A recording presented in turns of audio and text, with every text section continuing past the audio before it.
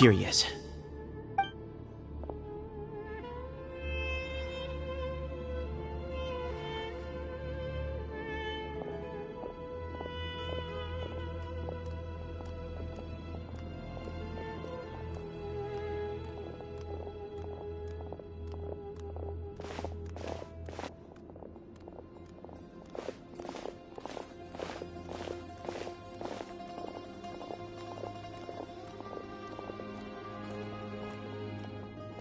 Grandfather, the person you wish to see is here.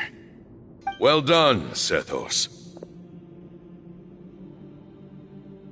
Greetings, one and all.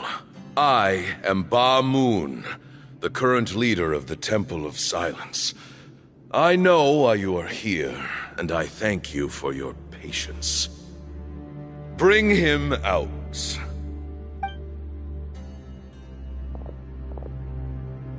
Professor! Cyrus, are you okay? Ah! Watch what you're doing! Oh, my apologies. We have no intention of causing you distress. But you must understand, Cyrus is of great importance to us. We had to find a way to bring him back to us. Cyrus owes me his life. And to the Temple of Silence, he owes a debt of gratitude. I let him go a long time ago, but now, the time has come to demand payment. I wanted to end my feud with this old bag of bones before you caught up with me, but you got here so quickly. Just leave, Sino. This is a matter between us two old men. You're all too young to get involved. So that's why you didn't want to report the letter. You'd made up your mind to come here from the beginning. You only left in such a hurry to try and throw us off your trail. Some things in life catch up with you. No matter what you do, you shouldn't have come. That alone brought the others. Sino didn't make us do anything. We came here for the same reason he did. To rescue you. We'd appreciate you telling us the truth. Otherwise, it seems a little unfair on everyone who had to stay behind. My secrets are secret for good reason. Bringing them to light can only lead to misfortune. You're afraid, aren't you? You can't bring yourself to speak of your past deeds to the students you nurtured as if they were your own children. You recognized our emblem because for many years you lived among us. Indeed, you all but became one of us.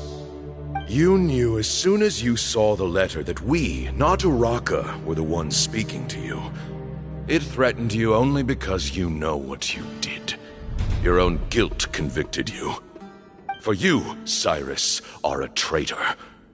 You once shared your learning with us, and joined us in our mission to revive the might of Hermanubis, to bring new hope, new opportunity. But then you betrayed us. You bargained for your independence with your past contributions. And then you left, taking with you Hermanubis' might and the wielder of his power. We both know what I said to you that day. That as the leader, I grant you permission to leave, but that one day, the sands of time will catch up with you. And when that day comes, you must pay the price you owe. You really know how to hold a grudge. Hermanubis' might? And the wielder of his power? Does he mean you? Professor, anything to say? The moon is right. I came here once before. He rescued me from the brink of death once, many years ago in the desert. When he learned that I was a scholar, he invited me to come here and revive the might of Hermanubis together. It was a great, daring plan, and one shrouded in secrecy. The Temple of Silence had been bereft of Hermanubis for too long. The strength of its faith and its warriors were waning. Bamoon proposed that we implant bar fragments, shards of Hermanubis, into the bodies of suitable vessels. If the experiment was successful, the spirit of Hermanubis would then dwell within the vessel. Many believers volunteered themselves for the experiment. But we soon discovered that the bodies of grown adults could not withstand Hermanubis' power. In the end, Bamoon offered his own adoptive grandson. One other child was identified as a suitable vessel, and his parents agreed to release him into our custody in exchange for a small fortune. These two children were our only hope for hosting Hermanubis' power. For many years, the Temple of Silence had been in possession of 2 Ba fragments from Hermanubis. As remnants of his raw power, they were exceedingly rare treasures. The test subjects were sent into a room that had been prepared for the ceremony, and instructed to approach the Ba fragments, whose power had been amplified. If, after some time, this power did not repel them, this would mean that they were suitable vessels. The original plan was for a 3-stage experiment: resonance, implantation, and recovery and observation. The resonance stage went quite smoothly for both candidates. As the 2nd stage began, I realized a decision had to be made. Should we implant the fragments one at a time? This would allow us to monitor the results after the first round and adjust our plan accordingly. Or alternatively, we could implant each fragment in a different vessel at the same time and compare their effects. But as I was deliberating, both Ba fragments suddenly became active. They glowed with a light we had never seen before. I knew that if they were not implanted right away, they would disintegrate and be gone from the world for good. Our 2 vessels had both displayed great promise by successfully resonating with the fragments. Under the circumstances, the thought of implanting both fragments into the same vessel seemed out of the question. To preserve our faith and our power, we implanted each of them with a single fragment. Ultimately, I ended the experiment and left, taking one of the children with me. In recognition of your past contributions, I chose not to send someone to hunt down and kill you both. Your lives were spared, but I have paid a great price for your betrayal ever since. I have always wanted to see you, Sino. Losing you and your Ba fragment dealt us a devastating blow. We've been in decline ever since you left. I see. So that's how I gained my power. Look, in essence, I borrowed your Ba fragment for a decade or so. And now you are seeking justice. If you want to take my life, then so be it. I'm an old man now anyway.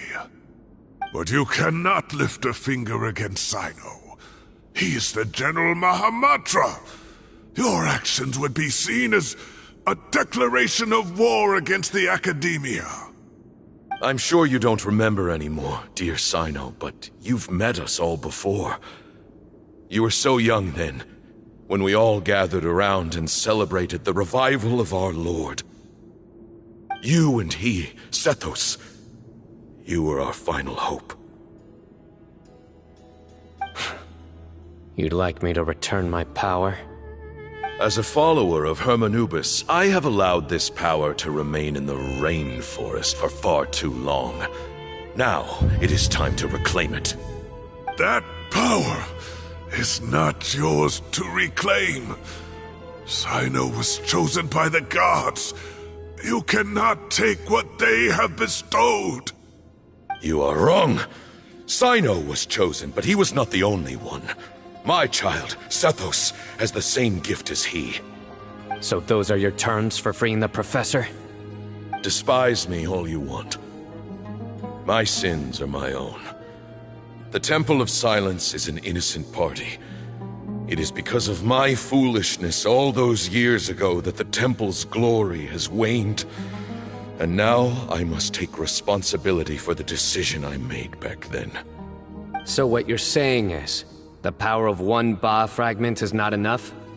You're asking me to return the one in my possession, so it can be implanted in him instead? Divine power causes great suffering to those who wield it. How do you know that Sethos would be able to withstand it? He is no longer a small child. But regardless, this burden is ours to bear, and your objections mean little given that you turned your back on us long ago. Both my heart and mind are telling me that what you are proposing is a terrible idea. However... Don't listen to him, Sino. That power is no more... Then... There are a number of contentions here that still need addressing. Say that Sino refuses to return his power, and you also refuse to release Cyrus. Then, we are at an impasse. I find it hard to believe that you went to all this effort without planning for that possibility. You're trying to gauge where we stand while keeping your remaining cards close to your chest. Well, my stance is, put the rest of your cards on the table. Then we can have a discussion. Wait, those ears... So, we have a descendant of the Valukashuna in our midst. Splendid! Fate smiles upon us after all. Everything we have longed for, Hermanubis will provide. Perhaps this very day we'll...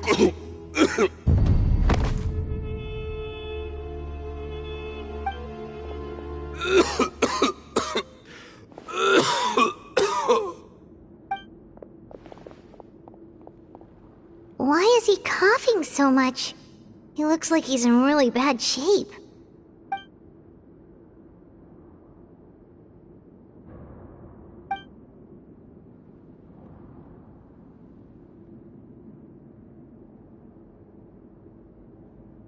Pamoon, you... Take our leader back to his room. Sethos... You must... Grandfather, I know what you wish to say. Leave this in my hands.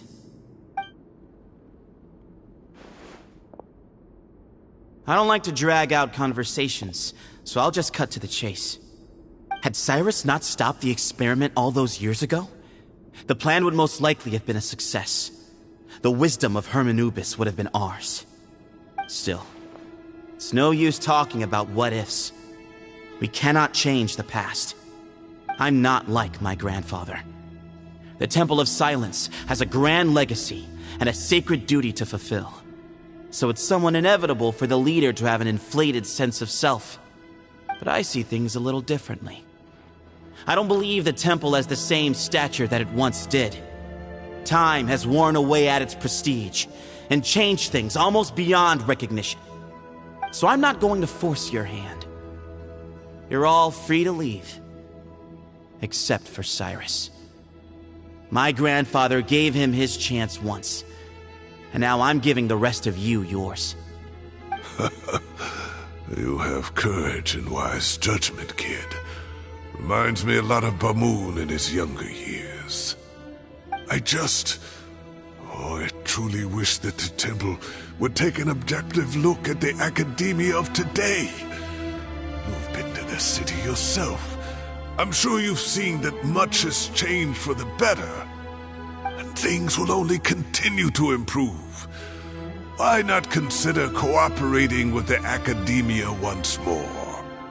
If you hadn't betrayed my grandfather, I might well be open to persuasion. But it's a bit too late for that now, Cyrus. Tainari made a good point earlier. He said there has to be more to your plan than this, and I agree. All you and Ba Moon are after is the Ba fragment. The professor will accept whatever fate you deem fit for him out of a sense of guilt. I am the one who has a choice to make. And that's how it was always going to be. Ultimately, you want to trade the Ba fragment for the Professor, correct? I'm glad to see you're giving it some serious consideration. I won't forsake my Professor, nor do I intend to run from a problem that I must face sooner or later. Give me one night to make my decision. That works. Then I'll be waiting to hear your verdict, Sino. Oh, my grandfather still has a fair few things he wants to say to Cyrus, so I'll be escorting him back now.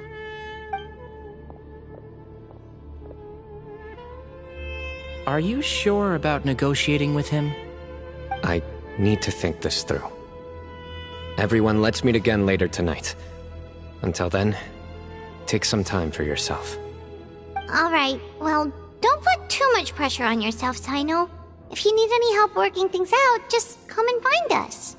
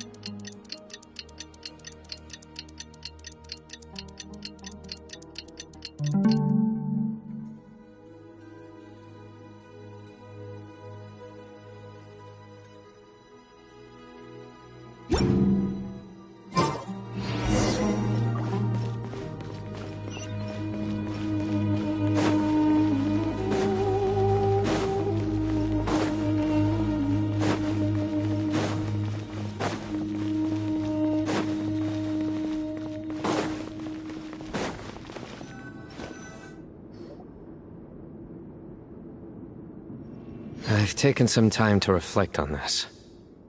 If I had to guess, Professor Cyrus came to the desert knowing that he would almost certainly never return.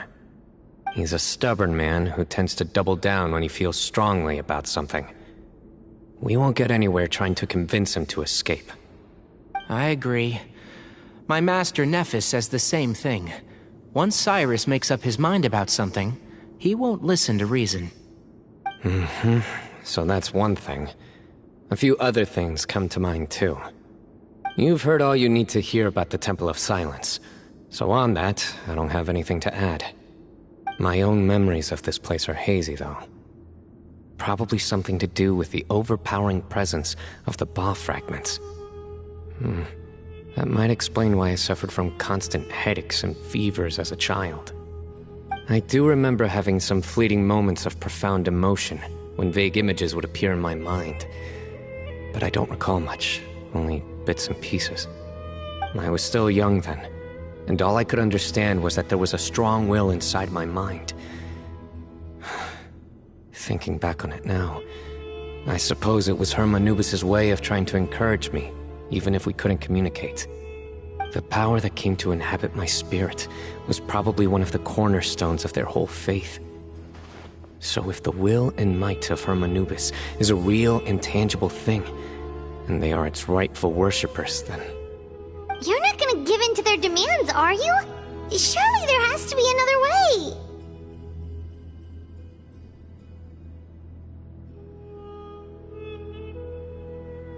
No. I have no intention of returning it. I need this power to protect Sumeru. But the temple has the right to make the final decision over its fate, since it belongs to one of the 7 pillars of King Deshret. So I will challenge them head-on, and win the right to wield this power for myself, fair and square. This reminds me of something Alhaitham mentioned to me just before we left. He said that the Temple of Silence was originally founded by the ruling elite of the day. Traditionally, such organizations are bound by a strict and ancient code of nobility. Kaveh has made similar observations about the desert tribes from his work trips there. He says many of them have their own internal rules. They talk about the importance of never dishonoring their tribal bonds, or the rules laid down by their ancestors. I think we could turn that to our advantage. Go back to them with a proposal of our own. Wow, and just like that, we've turned the tables on them! Looks like we have the same idea. Turn it back on them now while we still can, in terms that they cannot refuse. That's how we win this.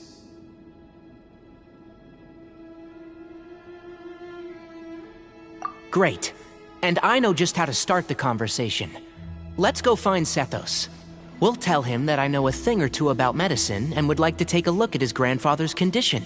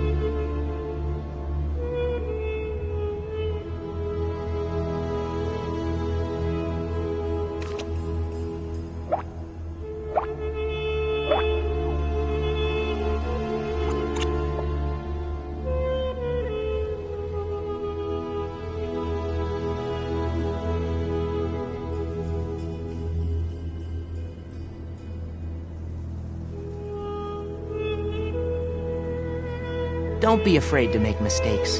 It's all part of the learning process.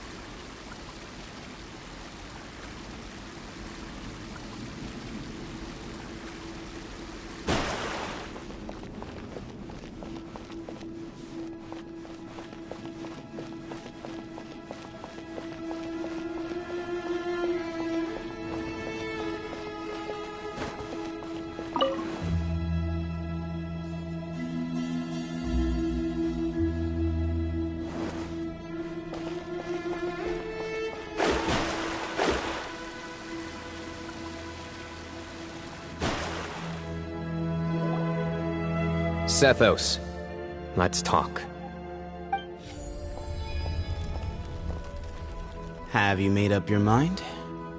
We'll get to that, but first, I have some degree of medical training, so I was wondering if you might let me take a look at your grandfather? I have no objections, although we do have our own doctors here. I doubt you'll be able to tell us anything we don't already know. Only one way to find out. Follow me. Keep your voices down. We don't want to disturb him.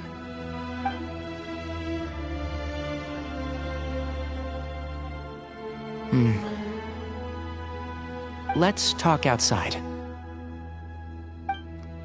Bamoon has fallen into a deep coma, and his prognosis is quite grave.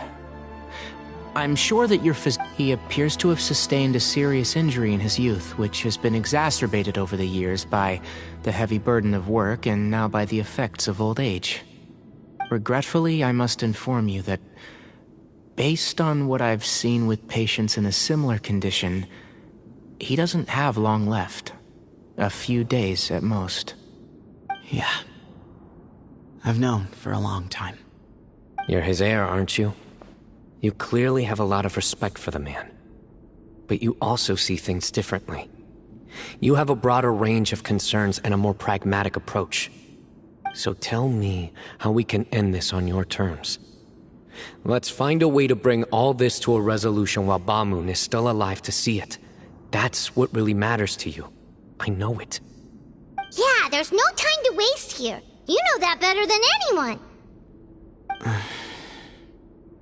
You know, the two of you are actually in a very similar predicament right now. Both of you have a very different perspective from the men who raised you. Right. And you didn't create this situation. They did, but somehow you've ended up having to make the tough decisions. You're right. We both look at this problem very differently than the people we inherited it from. I accept, Cyno. This all began because of Hermanubis. So let's end it with the rite he himself created. Legend has it that when Hermanubis first arrived in Tuletula, he sparred with the city's residents. He and his two companions proved their mettle by fighting over several days, winning the support of many fine people. That group of supporters were some of the first members of the Temple of Silence, and the sparring matches were enshrined as one of our founding rites, the rite of duels. It's where it all began. Sounds very fitting. I'm in. As a fellow vessel of Hermanubis, your ties to the Temple of Silence run deep. So 3 against 3. Sounds good. However, I have some additional terms. As the challengers, you must win all 3 of your fights to win. And Sino, both of us must put our Ba fragment on the line.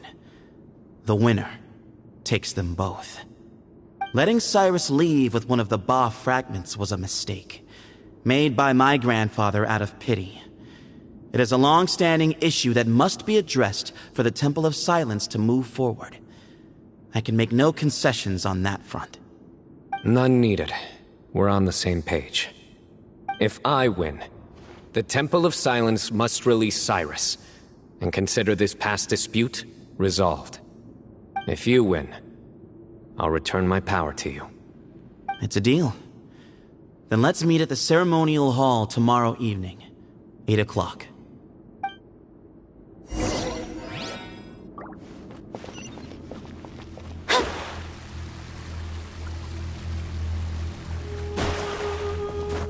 Scry the sky.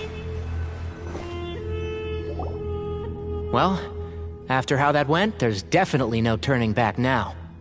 There never was. Turning back hasn't been an option for me since the moment the professor slipped away to return to the desert. You have to win. You need this power, both as General Mahamatra and for yourself. Yeah, that's right! Besides, it stayed with you ever since you were a small child. Surely that's a sign it thinks of you as its rightful owner. Both as General Mahamatra and for myself. Yeah, when you put it that way. I've had to overcome a lot to tame this power and claim it for myself. Not everyone could have done that. Exactly!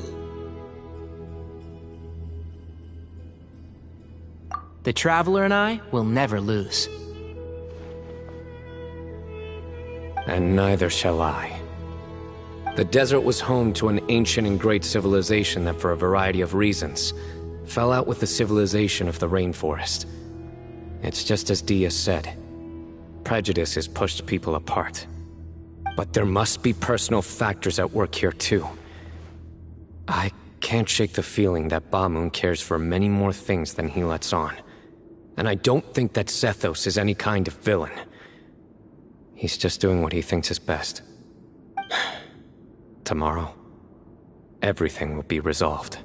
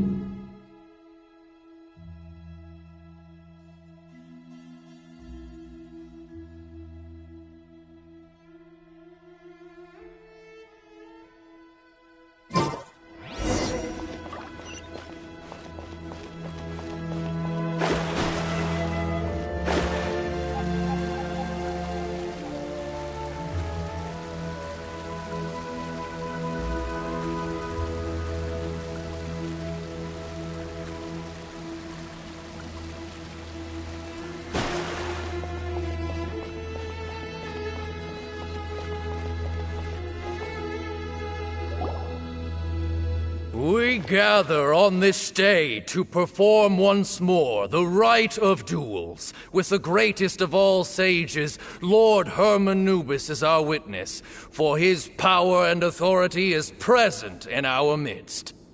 This is our most sacred of ceremonies, and no disruption from the audience shall be tolerated. It is incumbent upon all to observe the duel with the utmost respect and reverence throughout the proceedings. Representing the Temple of Silence, the Defenders.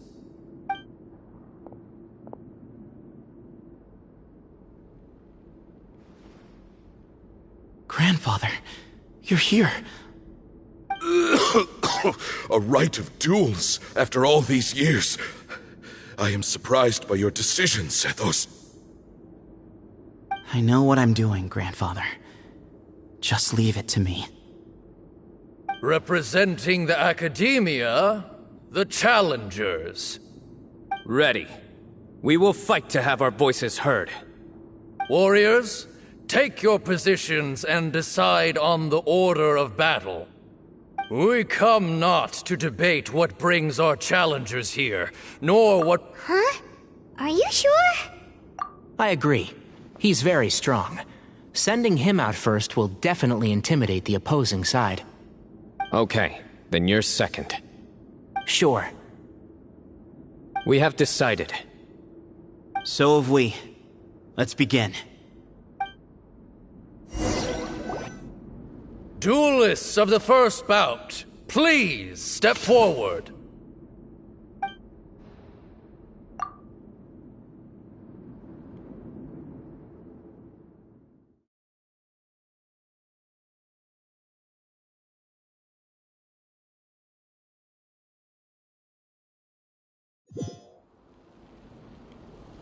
Don't forget, safety first! Hey, you there! You better play nice with them or Paimon will make you regret it! Little bit too much chatter from the audience over there.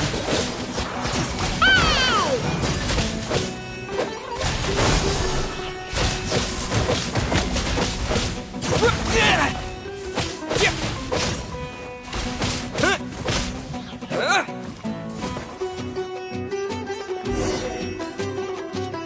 A swift end to the first bout.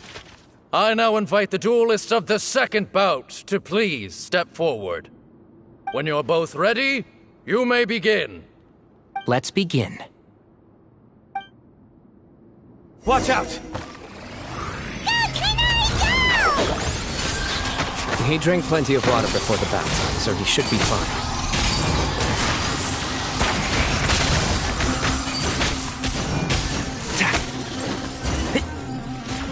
Keep up. Can't see?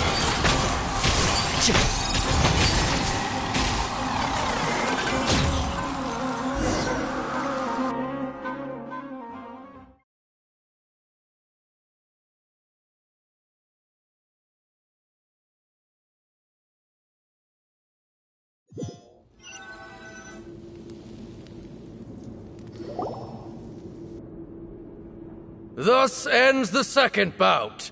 We will now move to the third bout. Duelists, please step forward. I'm ready. So am I. This is the final stage of the rite. I remind you both that the terms you agreed upon in advance are binding. When you're both ready, you may begin.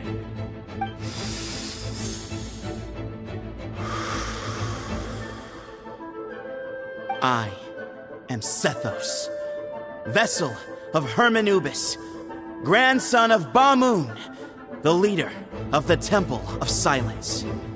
For many years, we have kept our covenant with Lord Hermanubis by guarding the secrets of King Deshret.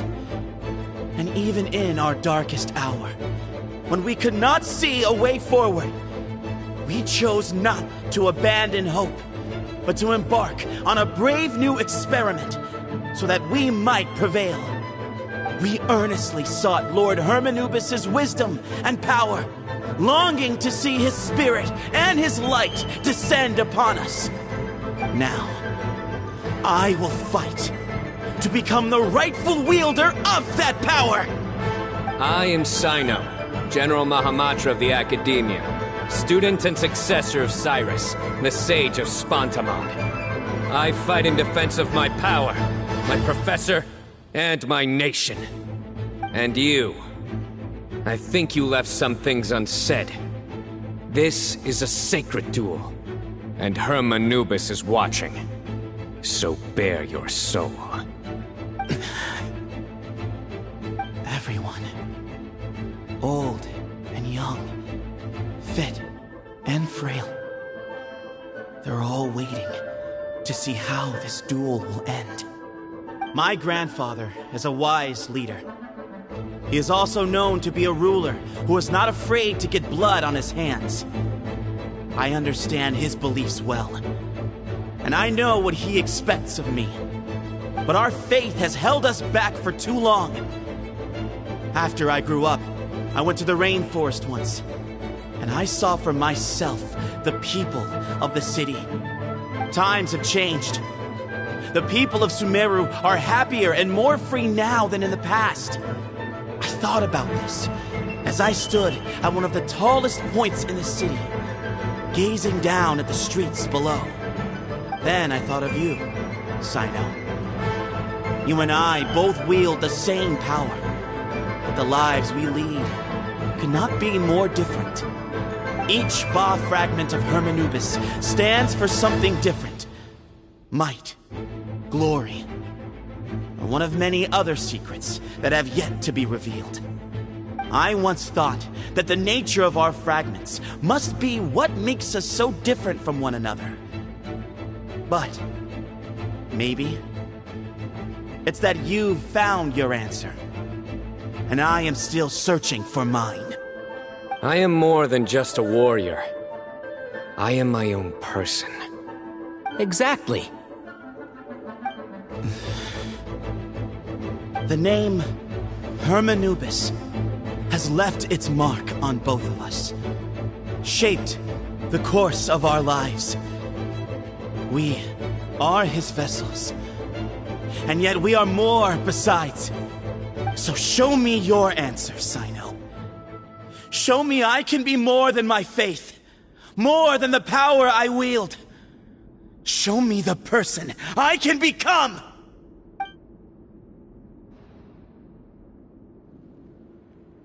Bring it on!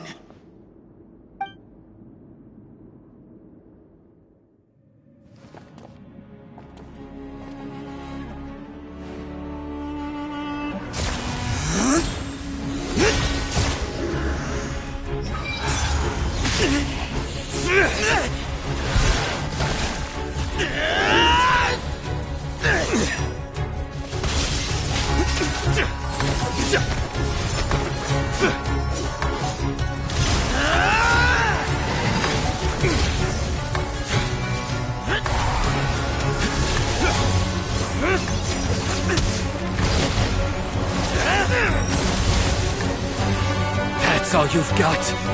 What happened to searching for your answer?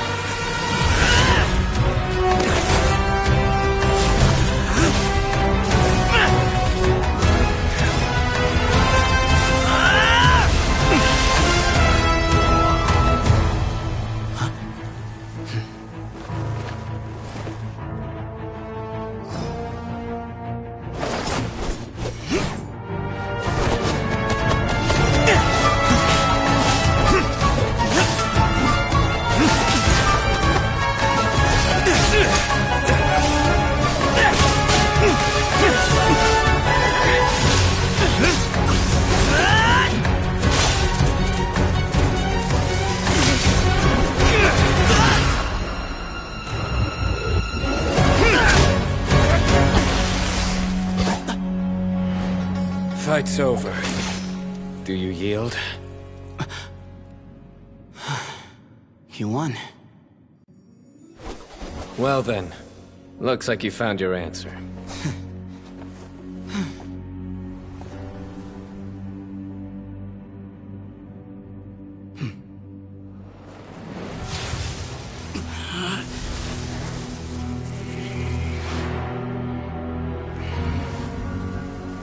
I give his glory to you.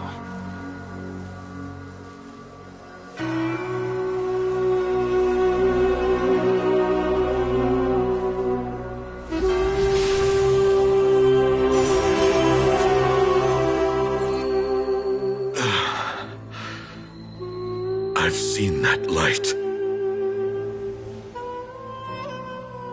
That is the light of our Lord, the great Hermanubis, priest over all other priests. His spirit dwells within that lightning, and his will lives on. Once a warrior of Tynar, he emerged from the barren desert sands to serve the god king Al-Ahmar. After the death of the god king, Hermanubis gathered his followers and the Tainarian priests and led them to the city of Tule-Tula. There, they founded the Temple of Silence, and from that day forth, we became stewards of all knowledge that survived from King Deshret's civilization. Barely a century passed before war ravaged the desert. One by one, Eremite leaders took up arms against each other in battles that would devour what little remained of their civilization. Only the wise city of Tule-Tula was spared under the guiding hand of the Tainarians. But peace did not last. Coveting the knowledge of King Deshret, the beasts set their eyes on Tule-Tula. The king of Gurabad laid siege to the city and ordered the sages to surrender to him the Temple of Silence as proof of his victory. The ruling elite colluded with their oppressors, betraying the temple so as to hold on to their rule over the city. They declared that the knowledge guarded by the temple was the true cause of corruption. These were dark days, and we faced enemies on all sides. Our lord had long since exhausted his strength, keeping the forbidden knowledge introduced by King Deshret at bay. To ensure the temple's continued survival, he broke his being into many pieces and began the ceremony of Hermanubis' legacy, bestowing his power upon his mortal followers.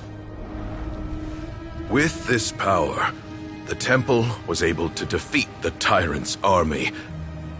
Yet, we were not hailed as heroes. Strange and unfamiliar as this power was, it struck fear into the people's hearts and drove them to reject us. In the end, the people of the temple and the Tule-Tula Tainarians left the city for good and made their way to the rainforest. What followed next was inevitable. The elite of Tule-Tula fell and were decimated. War engulfed the desert. And we wandered from place to place, always in hiding, all the while keeping close watch over our secrets and staying true to our mission. Betrayal forced us out of the desert and into the forest. Then mistrust drove us from the forest into the desert once more.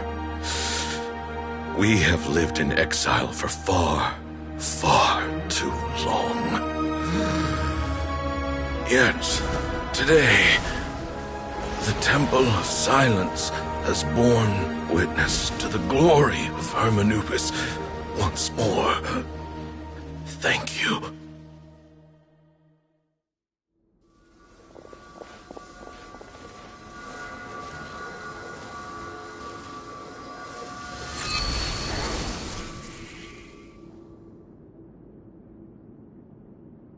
How is it? Do you feel okay?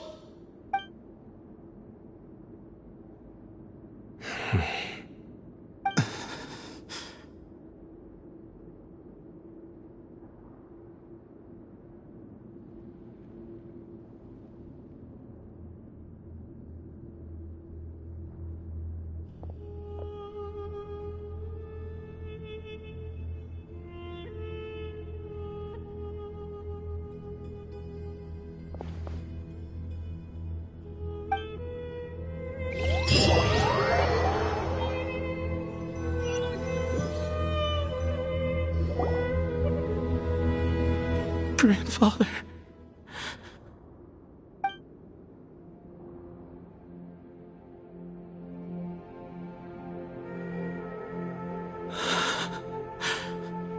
Hey, Sethos.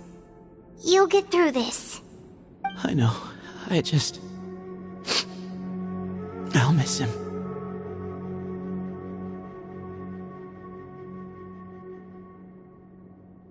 I guess you were prepared for this. It's been a long time coming, huh? Yeah, he's been on death's door for a very long time now. I think it was only through sheer willpower that he managed to hold on to this point. At least, he was able to see this chapter come to a close before he passed. What's next for you? Per my grandfather's last wishes, the Temple of Silence should submit to whoever possesses the largest number of Hermanupis fragments. That entitles you to be our new leader, Sino. But that's never going to work, as I'm sure you realize. I'm the General Mahamatra. I am needed back at the Academia. I did foresee this possibility, and I gave it some thought. The fact is, I know next to nothing about the staff, records, and environment here. As such, I am ill-suited to be your leader. Sethos, I believe the honor should go to you. Were it not for this duel, or indeed if you had other intentions, the Ba fragments would most likely be in your hands by now. I'm sure Bamoon never meant for anyone but you to be his successor. You really think so? I do. Still, I didn't think Bamoon looked very surprised by the final result. Perhaps he had an inkling that this would be the way things end. Well, in any case, since the Ba fragments are with me now, I guess I can call the shots. Sethos, I would like you to succeed Bamoon as the new leader of the Temple of Silence.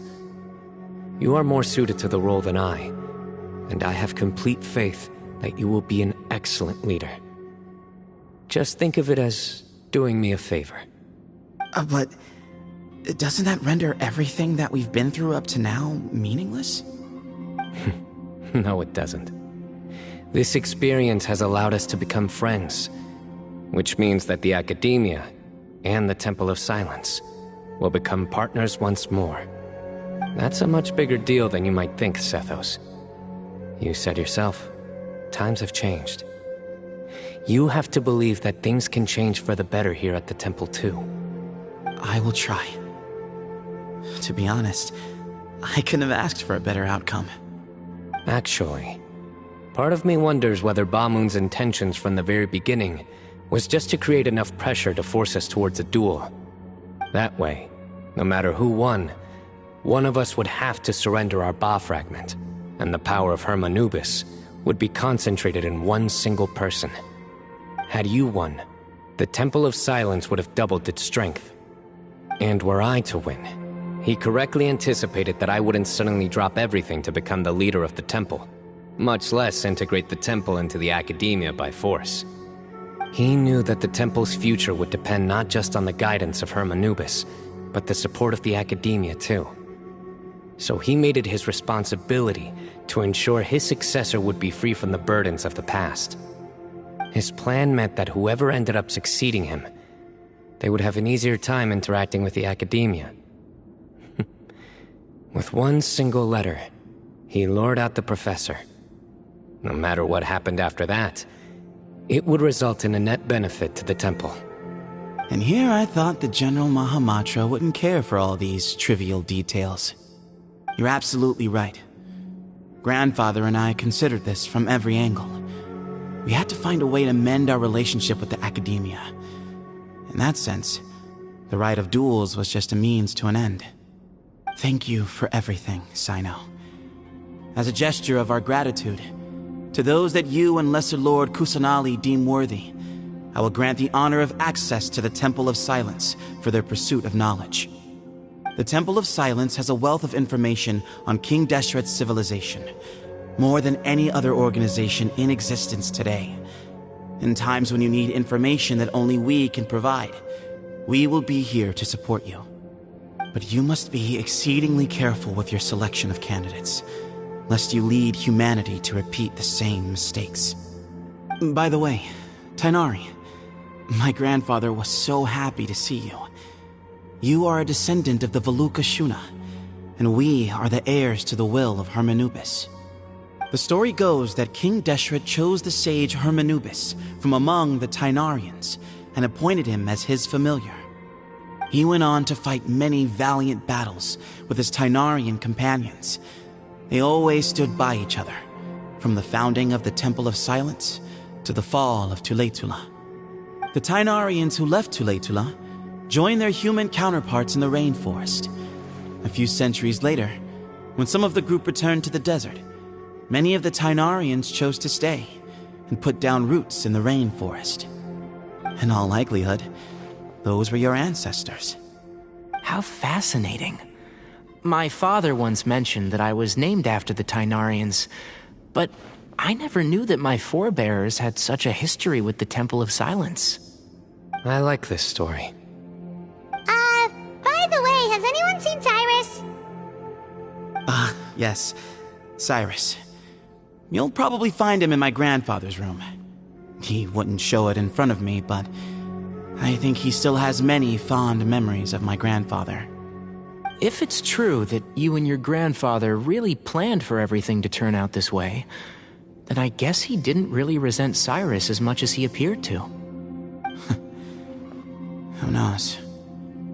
Perhaps all of us, you, me, and Cyrus, we're all just pawns in my grandfather's plan to set things straight. He was awful like that. Someone's got to make the decisions when history is at a crossroads.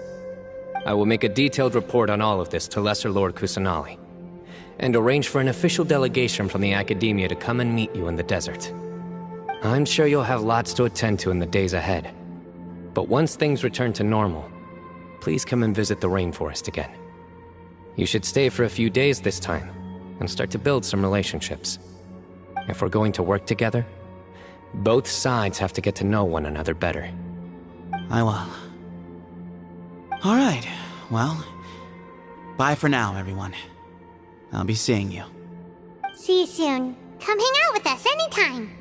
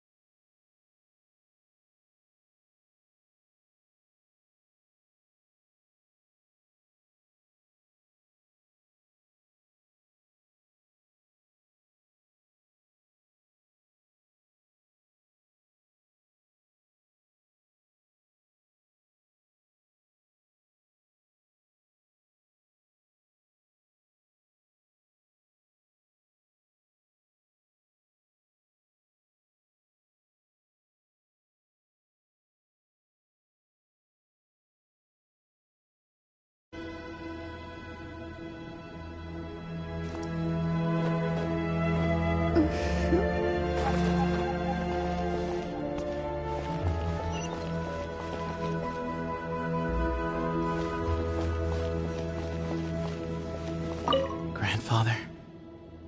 We did it. We achieved what we set out to do.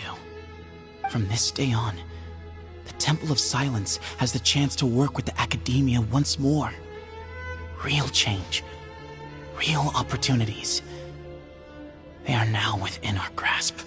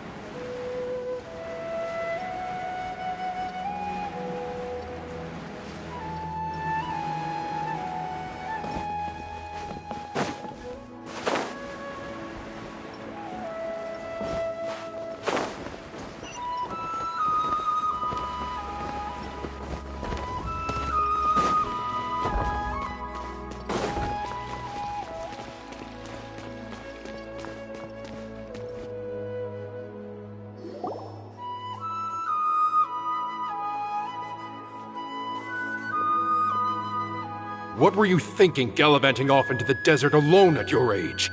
What if you take the bucket, You told not a soul what you were up to, designated nobody to handle your affairs, and left everyone scrambling frantically to try and figure out how on earth to clean up the colossal mess you'd made. Oh, please, will you stop your yelling? What other choice did I have? What do you mean, what other choice? Do you mean to tell me that after all your years of learning, and sagehood no less, the only idea you could conjure up in that white-haired walnut of yours was to shoot off into the unknown like some hot-headed 20-year-old adventurer? A one-man suicide mission, That's the best idea that one of the finest minds of a generation could come up with, is it? It astounds me that you survived the journey, and you're lucky that Ba Moon didn't finish you off when you arrived. All right, all right. Honestly, the way you're going off on me, it's like you wish you'd been there to lend him a hand. Does it mean nothing to you that I'm your colleague and former classmate? I've got nothing more to say. What's the point of berating an old bag of bones? What do you mean, bag of bones? I'm a flesh-and-blood hero who, despite his old age, saved our General Mahamatra from being stripped of his powers. Okay, look. Fine, I admit it, I was in the wrong. How can I make it up to you? What about, a month's work at the Academia? 1 month? Try 3. Inari's master is really laying into Cyrus. Let's give them a wide berth.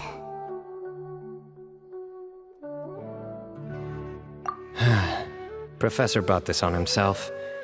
Don't pay any attention to him. Wow, I haven't seen Master get this riled up in a long time. The last time he chewed someone out like this must have been back when I was still a student. I think I'll go around and update everyone. Tell them the situation's resolved. Want to come with me? We can go for dinner afterwards. My treat. You in? Makes sense. I'm in.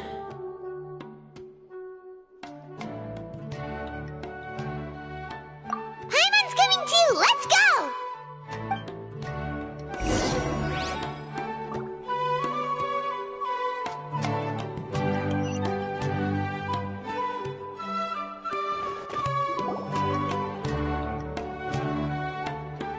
Hey, Kale. You're back! Well, look who we have here. would you mind explaining to me what has been going on this past few days? I heard you all ran off into the desert and got embroiled in a major catastrophe. All taken care of. That does not answer my question. How could you be so careless? That goes for you as well. Yes, and you too. When you run into problems, you really ought to ask for help, you know? I've been around the block. Don't you think it would have made sense to involve me? And let's not forget, I know the desert like the back of my hand. Now would not be a good time to attempt to argue with Farazan. You're right. Mm-hmm. It's not the first time that I've had to talk to you about this sort of thing either. You need to learn that there are times when the right thing to do is get a more experienced member of staff involved. Do I make myself clear? Because if you don't, Kale, please do something. He's giving me the signal. All right, guess it's time to play my ace in the hole. Say, Madam Farazan, I can see you're pretty upset, but, I was just wondering, remember that time you offered to give me a tour of the academia? Does that offer still stand? Huh? Wait, did I hear that right? Kale, you remember? Wonderful. Well, of course the offer still stands. Come on. Madam Farazan will show you around the old classrooms.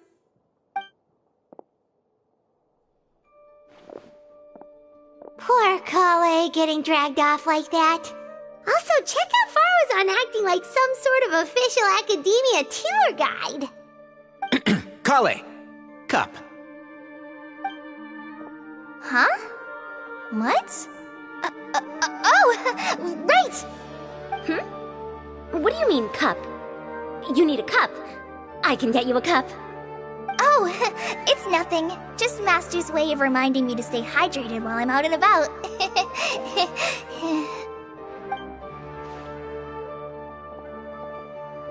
It's code for let's reconvene at the cafe. Tainari and I used it while we were in school, and it's become something of a family tradition now. Oh, that's kind of fun. Mm-hmm. 2 people left. Let's bring them along too.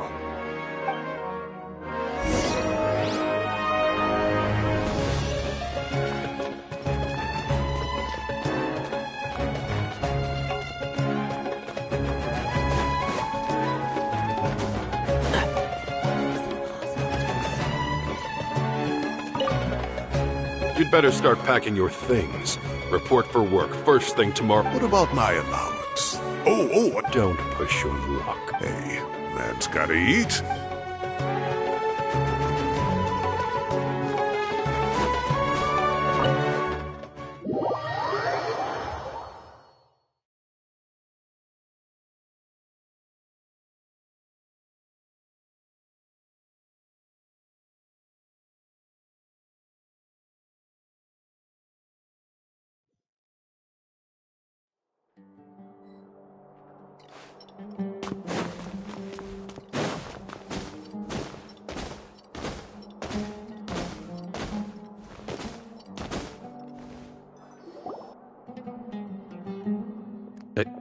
Am I hallucinating? Or do I see Kaveh and Alhaitham engaged in diligent studying? We're just reorganizing all the books we used. Look, there's a whole mountain of them. There's no rush. Nobody reads these books anyway. My sincere thanks to you both. Yes, with your help, we resolved the issue rather swiftly and painlessly. And the outcome was better than we could have hoped for.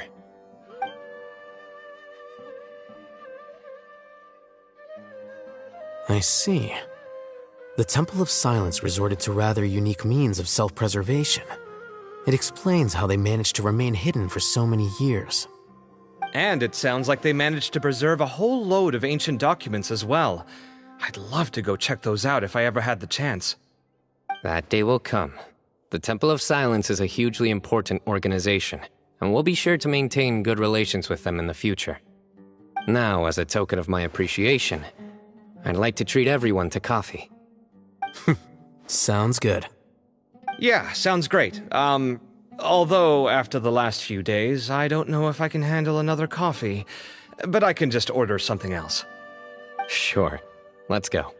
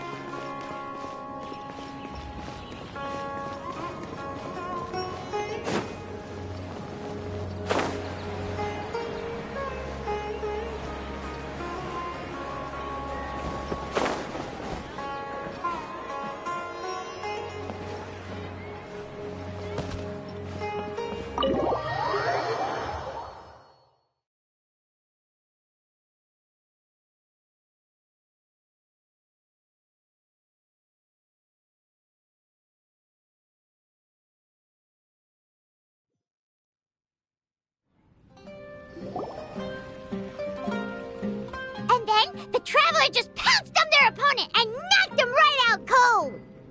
Then there was Tainari. He put up an amazing fight too! We ended up winning all 3 bouts!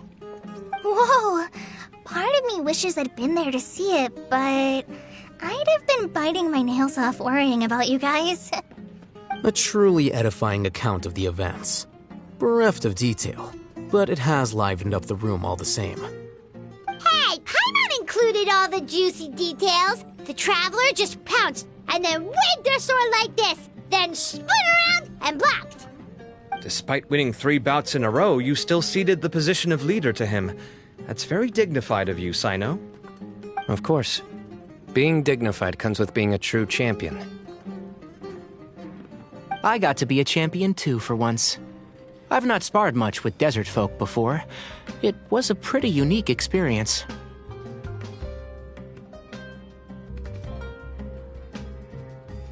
Yeah! Huge place! It felt like something right out of an epic poem! Imagine this. It was like there was... Maybe save that one for later, Paimon. Dessert's here.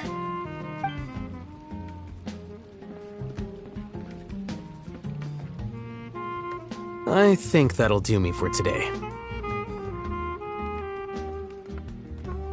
Shall we stop off at the House of Dana again before heading home?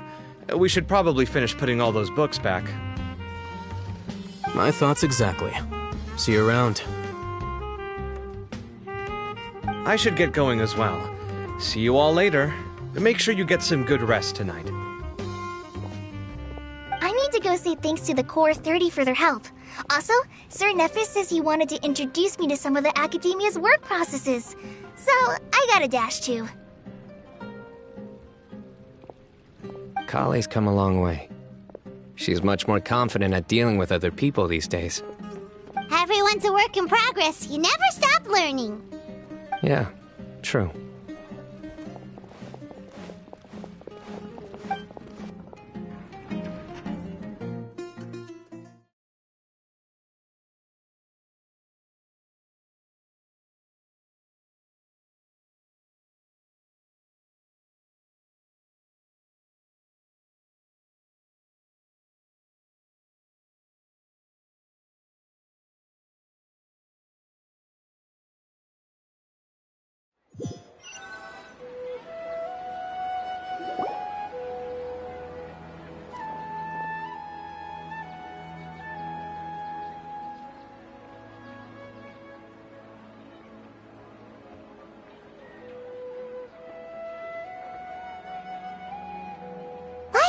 about these moments when you can finally relax and hang out with good friends after a job well done. And also, those desserts Sino got, they were really good. Paimon definitely needs more of those in the future. Do you three have anything planned for the rest of the day? If not, would you come somewhere with me?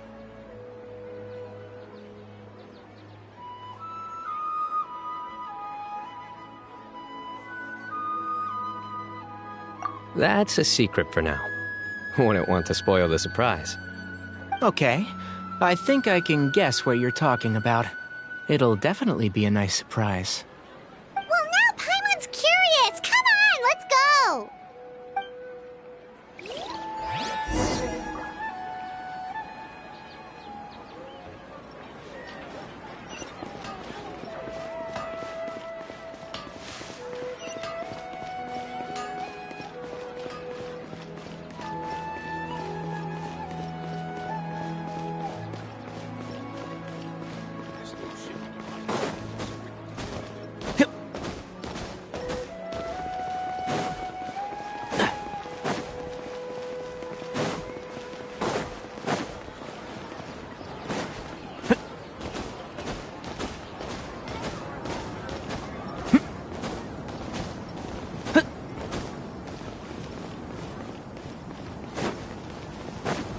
Keep up!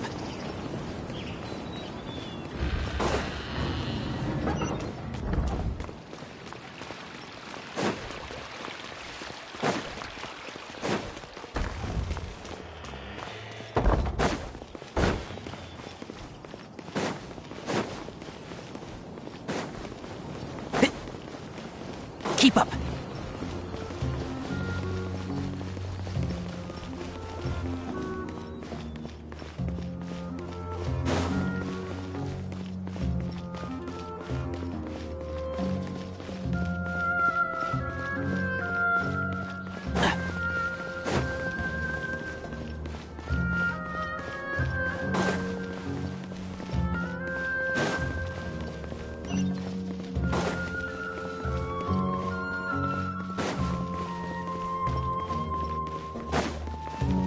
Keep up!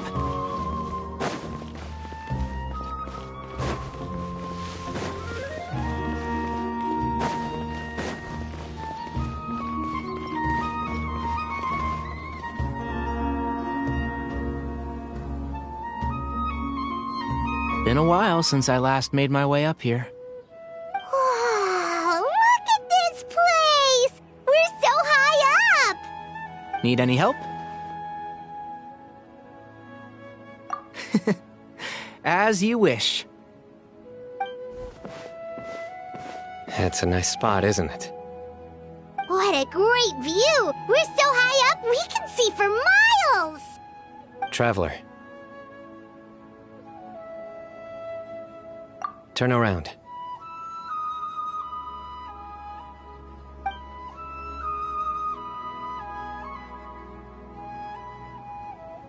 This is my secret base. Somewhere I only bring my best friends. When I was a student, I used to slip away and climb up here all the time, just to clear my head. I was quite young then, and hadn't made too many friends yet. Back then, I had a lot of the same questions that Zethos was asking. Who am I? Why do I have this power? And what should I be fighting for? Our gifts help us to find our rightful place in the world. That was my experience. And I'm sure Zethos will figure things out in his own time, too.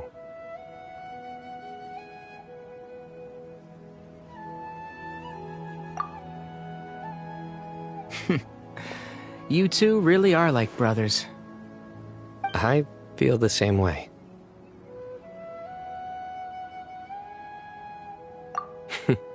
Of course. I see no need to be humble when it comes to the facts.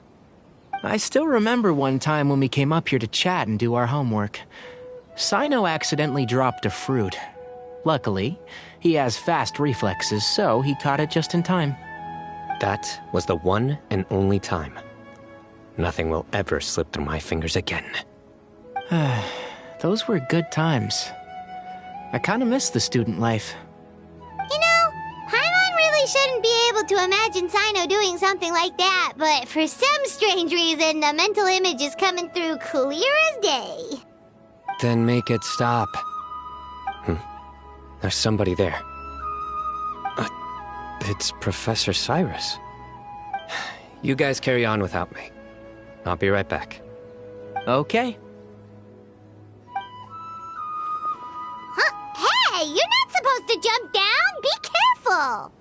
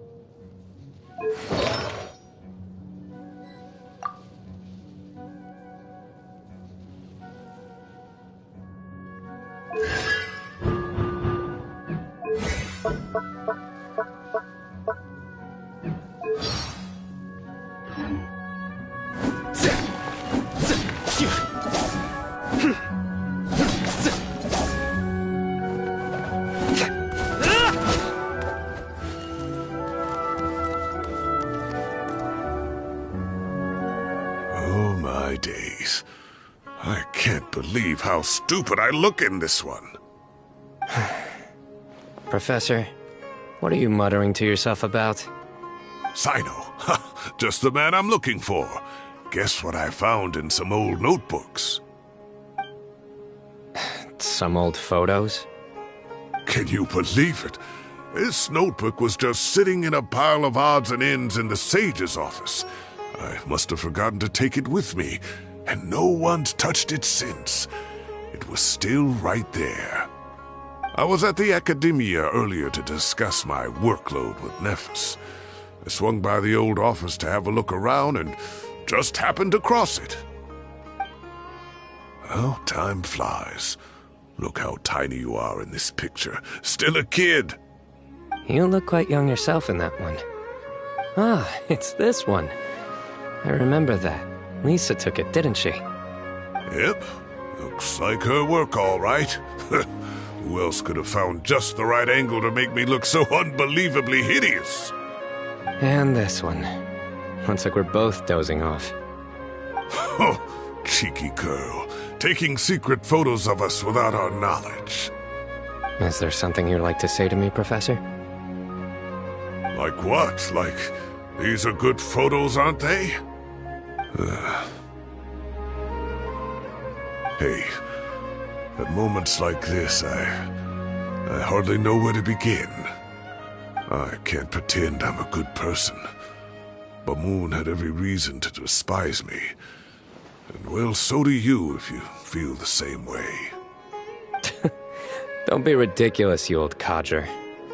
Was that not what you wanted me to say? Oh, I've dreamt of that place many times after leaving the desert. Sometimes I've dreamed that I was doing research with them again. And other times, I dream of the day they saved my life. Oh, it was one of the happiest times of my life. We all learned so much from one another. You've matured so much over the years, I know. Since you're my professor, I should save you some face by not calling you out on all the non-answers you just gave. So, I will do the right thing and keep my mouth shut. Good thinking. Take your own advice next time. Seriously, why bully an old man like me? I thought heroes were supposed to be gracious. Hey, wait, how did I not notice this one earlier? Lisa strikes again. Just how many did she take? Look how cute you were when you were little. I remember how well-mannered you were back then, too. Yeah, and look how serious and professional you used to be. Oh, I can't compete with you anymore. First you get better than me at the deadpan jokes, and now you're besting me at those little quips, too. Don't say that. I still have a lot of respect for you. That's more like it. Hey, what would you say to meeting up with Lisa again sometime? I'd like that. Let's find a time and pay her a visit in Mondstadt. All right, I'll add it to my schedule. Let's go next week. Wait, no. Next week is the tomato growing competition. I have got to beat Zaha Hadid. Or you could find a real hobby, Professor.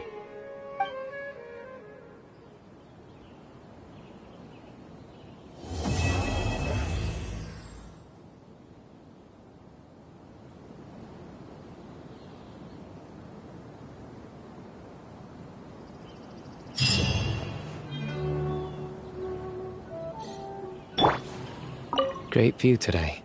This atmosphere calls for a joke out of left field, to catch the listener unawares.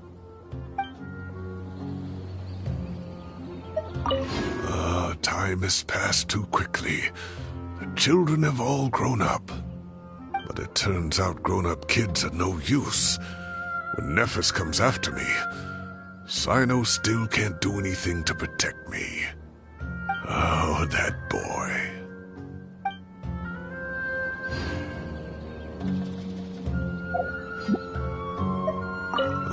Time is but it turned. Oh.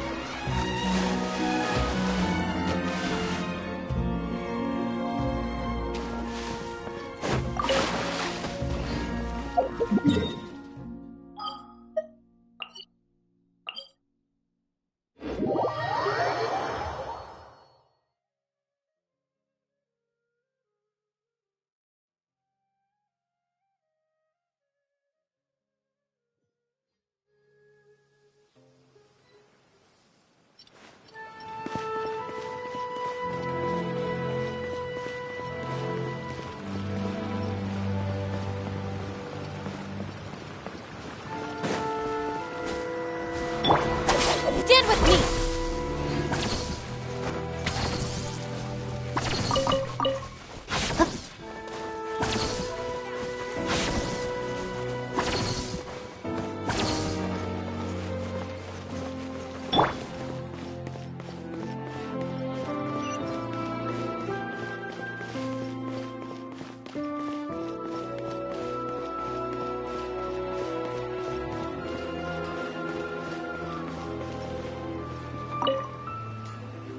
What if the Traveler is also unavailable?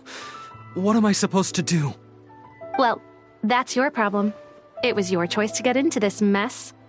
Oh, but fortunately for you, it appears your savior has just arrived. Ah, Traveler. Great, you made it.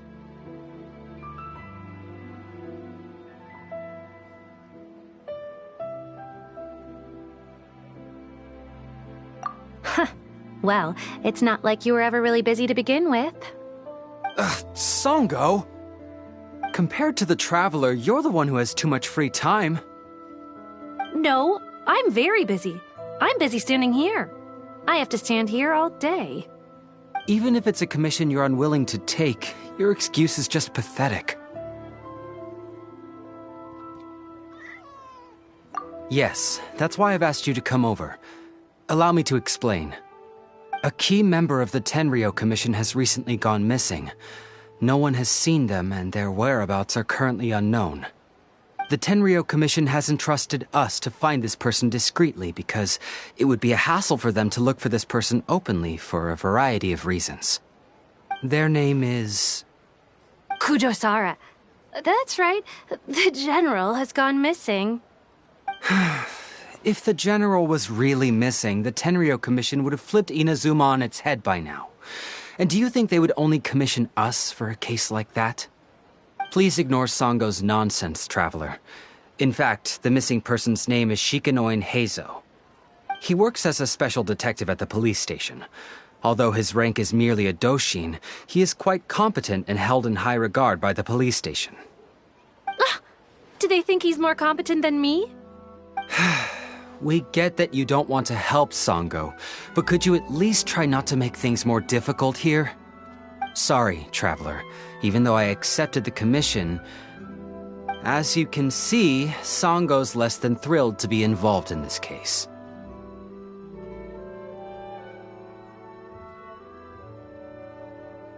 Nope, not even close.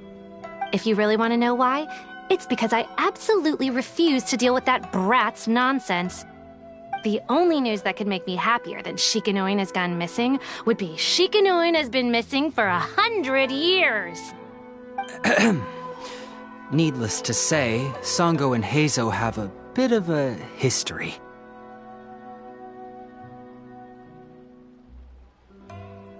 Well, it's a little more serious than that. According to Sango, Heizo was an obstacle in her path to the Temple of Truth. Like a yappy dog that was constantly in the way.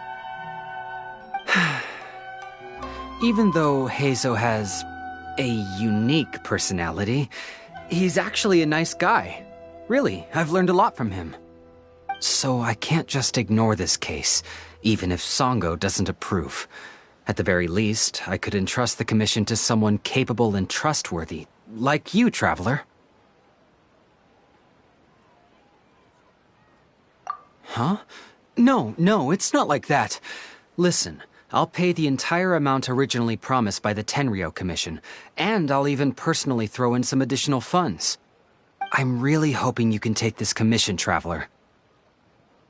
If Heizo truly is in danger, I know he'll be safer with you by his side. Actually, we get along great, but Sango has always asked me to keep my distance and not to act like I know him in public settings. So, when people ask, I usually just say I've met Shikanoin a few times. If it hadn't been for today's incident, well, let's not get into that. Anyway, could you please help look for him? Well, that's about all I have to tell you. Oh, please take this commission letter from the police station. If you find Heizo, return there and report back to them.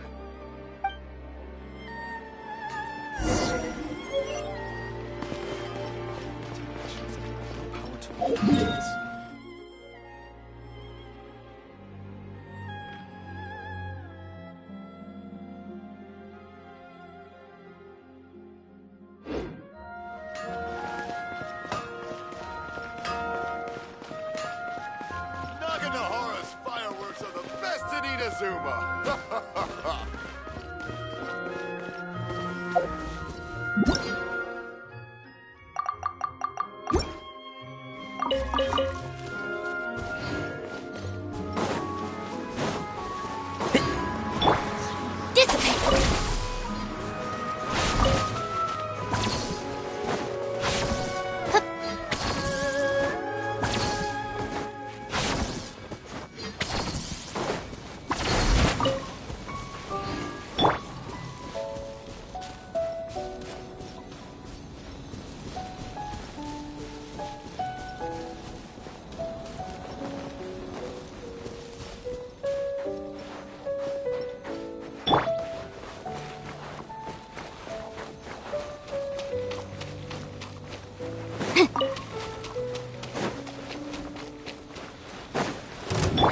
Shadows of the motion to compel.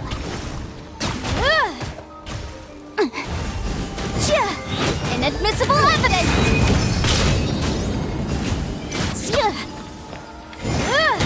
Instead The fairy.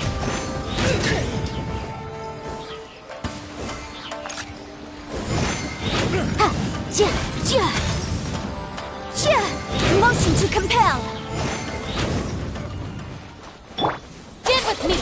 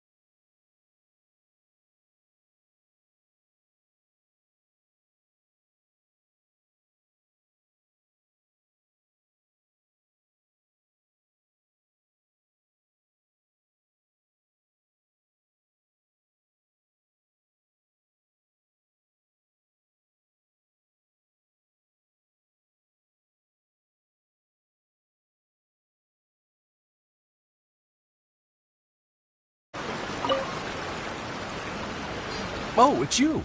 The captain of Swordfish 2? My name is Shibata. I'm in charge of the watch here. May I inquire as to what the captain needs?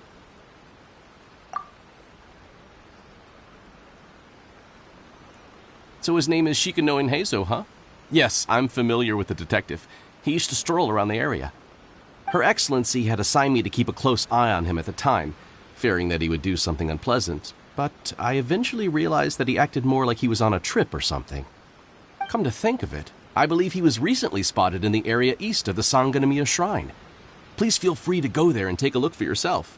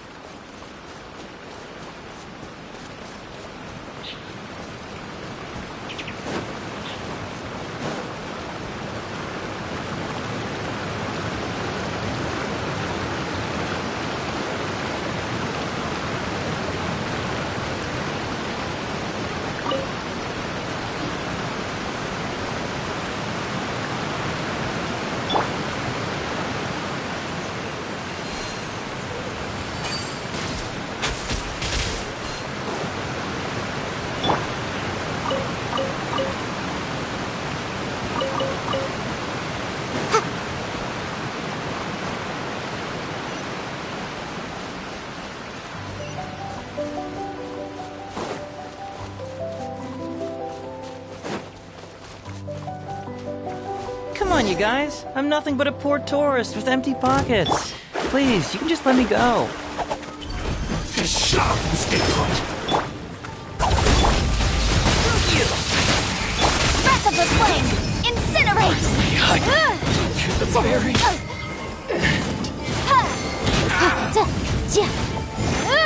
Finally, I hit the fairy! Dissipate! One with the forest!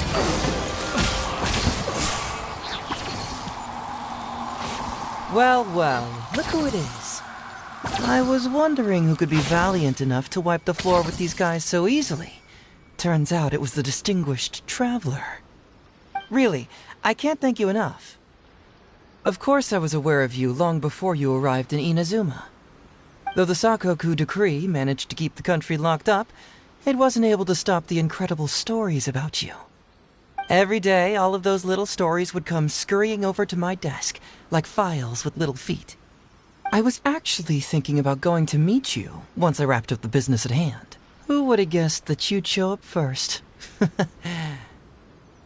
I got so excited I nearly forgot to introduce myself. The name's Shikanoin Heizo, Special Detective of the Tenryou Commission. It's a pleasure to meet you, traveler. I wish you all the best on your journey through Teyvat, by the way. Huh. I guess that means I've taken over as the main character in your story today. I've always heard that you take commissions from all kinds of people, helping everyone out with everything you can imagine. So now it's my turn to take your help, huh? Don't mind if I do. That was already obvious to me. It's no coincidence that you've arrived here. Because that would be the stuff of an epic novel. The two protagonists of the story both travel to Watatsumi Island by chance and cross paths as if by fate. The traveler from afar heroically rescues the weak and defenseless detective from the clutches of the ruthless Nobushi. Traveler, you are so dreamy. Unfortunately, though, I don't believe in coincidences. So, guessing you came to me on the police station's commission, didn't you? I'm a detective. Can you guess what gave it away?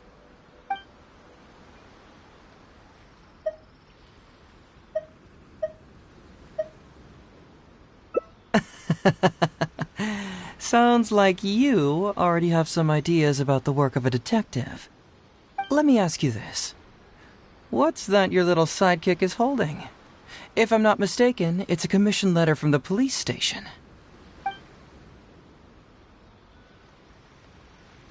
What? Paimon's just here to take a look. And hey, who are you calling a little sidekick? Paimon was worried he might be in danger, so Paimon came to help. Why are you two staring at Paimon? Is Paimon not supposed to be here? Yeah, I'm also just taking a look. He can look, but you can't. Oh, come on. Don't be like that. After all, this is the first time I've seen a voice. I must admit, I'm most intrigued. Huh? Voice? What are you talking about? A vision is an external magical focus, right? Well, similarly, a voice is an external voice box. I've heard that the Traveler isn't very talkative, but given how chatty you are, you must be his voice, right? That sounds awful! Paimon's not somebody's voice! Paimon's emergency food! Wait! Oh, Paimon's so upset she can't think straight! Paimon is Paimon! How dare you give Paimon such a terrible nickname? We came here to rescue you, but you actually opened the cage yourself. You were only pretending to be captured by the Nobushi, weren't you? Pretty suspicious if you ask Paimon. Come out with it, mister. What kind of schemes are you up to? Sheesh. For someone who says they don't want to be a voice, you sure do talk a lot.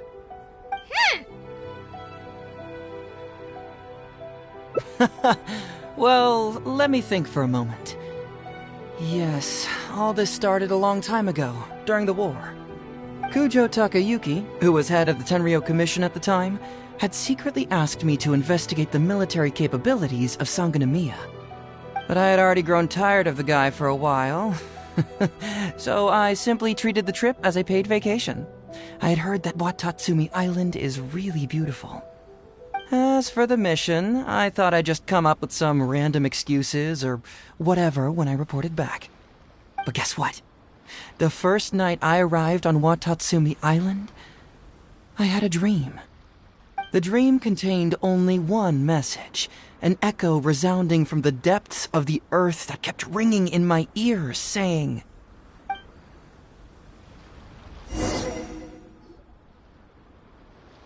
"Something vital is missing on this island." Isn't that bizarre? Something vital has gone missing on this island. Has something evaporated into thin air? What could it be? Paimon bets it must be something delicious.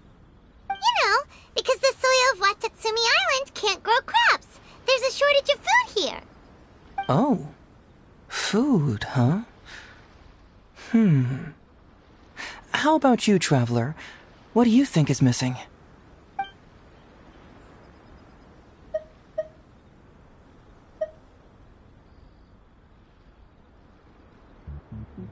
You mean the Great Serpent? Well, that's an interesting answer. But the Electro Archon hasn't abandoned this place. Interestingly, I didn't have the same dream again after I left this place, so I became even more intrigued. Was this really just some random dream? Some people believe that dreams represent the Divine's helping hand, which I suppose is understandable. However, if you ask me, dreams have nothing to do with the gods. Instead, they are flashes of intuition. It was my intuition telling me that there was something important about this island that, poof, suddenly vanished. So I decided to accept this little commission from my intuition and investigate to see if I could come up with any compelling findings. Unfortunately, the investigation has had little progress up to this point. Who knows? Nah, don't worry about it. These guys were just a bunch of small fries. Besides, your arrival is much more important to me. I have a feeling you can help me find the answer to my dream. So how would you like to partner up on this one? We can work together to solve the mystery.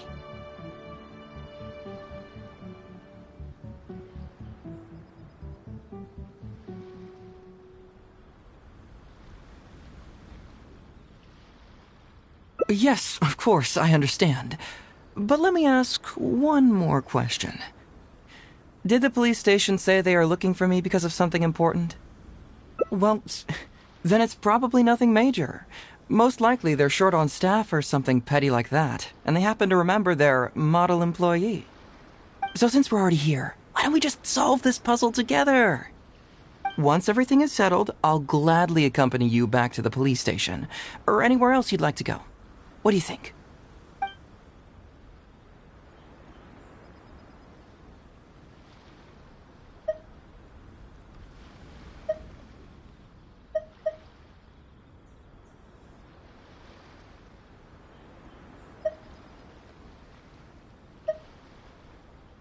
Someone concerned about my safety? Then it must be Ryuji, right? I suppose if you insist. All right. I'll accompany you back to the police station first. We can discuss the issue of Watatsumi Island later.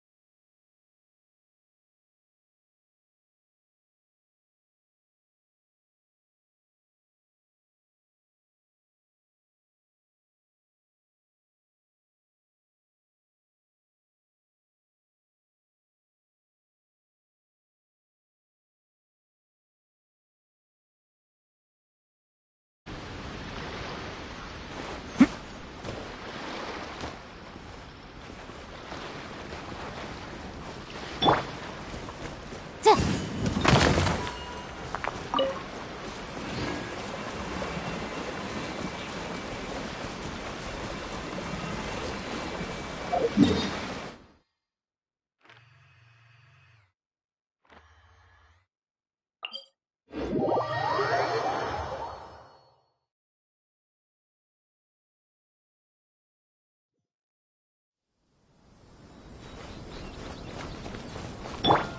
bond is strong.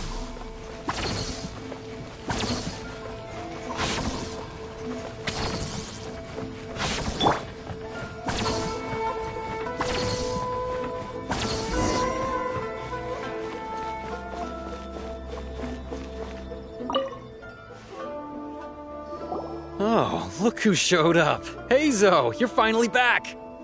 Listen, if you took any longer to come back, everyone at the police station would be toast. You say that every time I come back, Uesugi. However, something does feel a little unusual about the police station this time. Come on, would I ever lie to you? Madame Kujo-Sara is here, and she's on the warpath, so be on the lookout. What's that lady doing here? Doshin Shikanoin, I see you finally returned. Please, enlighten us. What have you been doing recently? Okay. I was just out investigating a case. Don't give me that. I checked the records here. You didn't take any cases. Actually, it's a case of personal relevance to me. These two can attest to that. Traveler? Paimon, what are you two doing here? We're the ones who brought Hazel back. Brought him back? Can someone please explain? Well, Madame Kujo-Sara, because we couldn't locate Doshin Shikanoin, we commissioned Detective Ryuji from the detective agency. Shortly after, Ryuji returned to tell us, that he had given the commission to the Traveler, and then... It used to be that the Tenryo Commission assisted others with disappearances, but it seems these days others are now assisting us. You've done it this time, Shikanoin. I think I've really seen it all. I mean, is it really so unusual for officers and citizens to assist one another? Yeah, it was kind of weird, but it was definitely an investigation. He even pretended to be captured by Nobushi and treasure hoarders. Oh? Is that so? Well, since you were testifying for him, I suppose I won't ask any more questions. But since you're here, I have an extra favor to ask. I'd like you to be Shikanoin's temporary supervisor. It'll be your duty to ensure that he handles his case properly, and that he doesn't disappear and neglect his work again. I'll be sure that the police station prepares the appropriate compensation. Oh, yes, Traveler. I'm sure we'd all really appreciate it.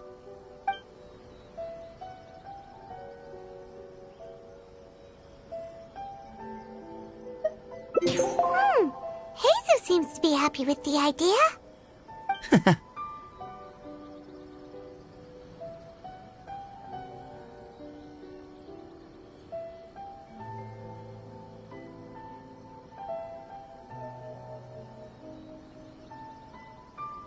You should thank the Traveler this time, Doshin Shikanoin.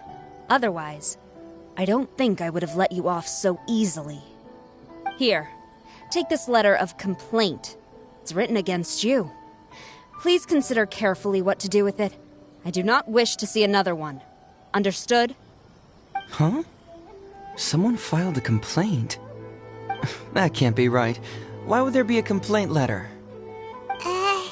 You must not be doing your job properly, and now you're attracting complaints. No, it really doesn't add up. You two don't get it. Although Madame Kujo-Sara just made some harsh remarks, we all know that Heizo-senpai is a real whiz when it comes to cracking cases. He's the biggest asset on our team. Several leaders have risen through the ranks as a result of his achievements. He's definitely no slacker. Then he must have gotten himself into some kind of trouble. Well, let me see what's the deal here. Oh, and since you agreed to be my temporary supervisor, you'll find the desk where new case files are kept right over there. Would you mind helping me check what cases I need to deal with?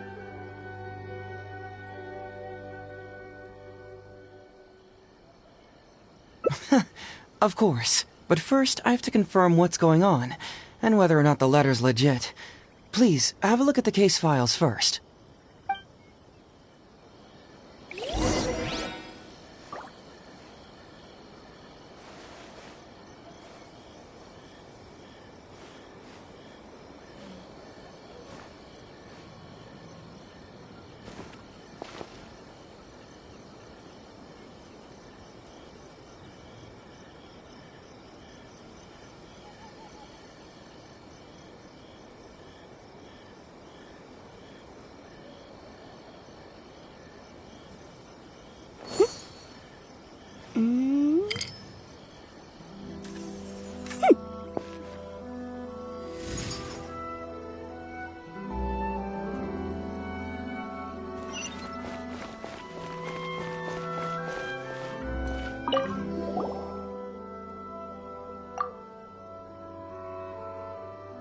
Heizo talks fraud? What's that? Sounds interesting, whatever it is.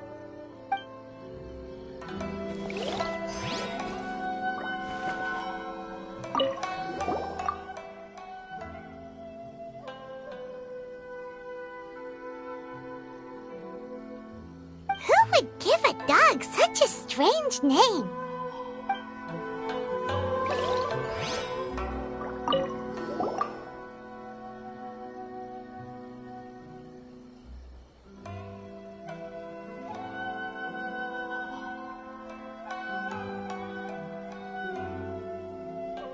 What? Not him again.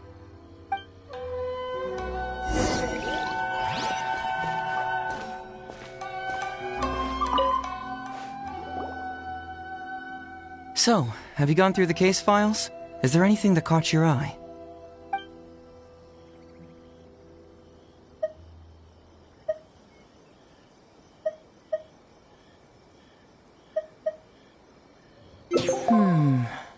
I'm afraid this won't be an easy task. I was hoping I wouldn't have to drag you into this, but it's just occurred to me that with your help, I might be able to wrap up this problem. Alright then, tell us about the complaint letter. It's from Sango, the president of Bantan Sango Detective Agency. I assume you've met her before?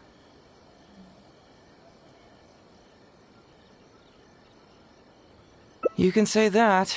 Sango's complaint letter accuses me of abusing my power for personal gain and blatantly concealing the truth behind the Ryuji case from years ago.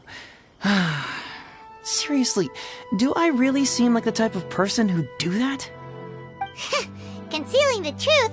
That definitely sounds like something you would do. Hey, don't judge a book by its cover, alright? Let's just go to the detective agency and talk to Sango.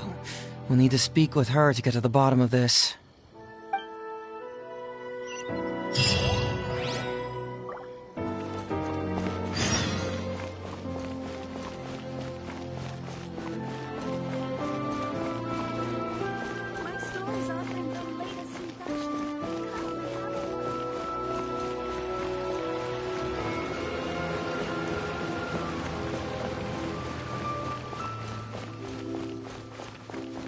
Ad Astra Abyssosque.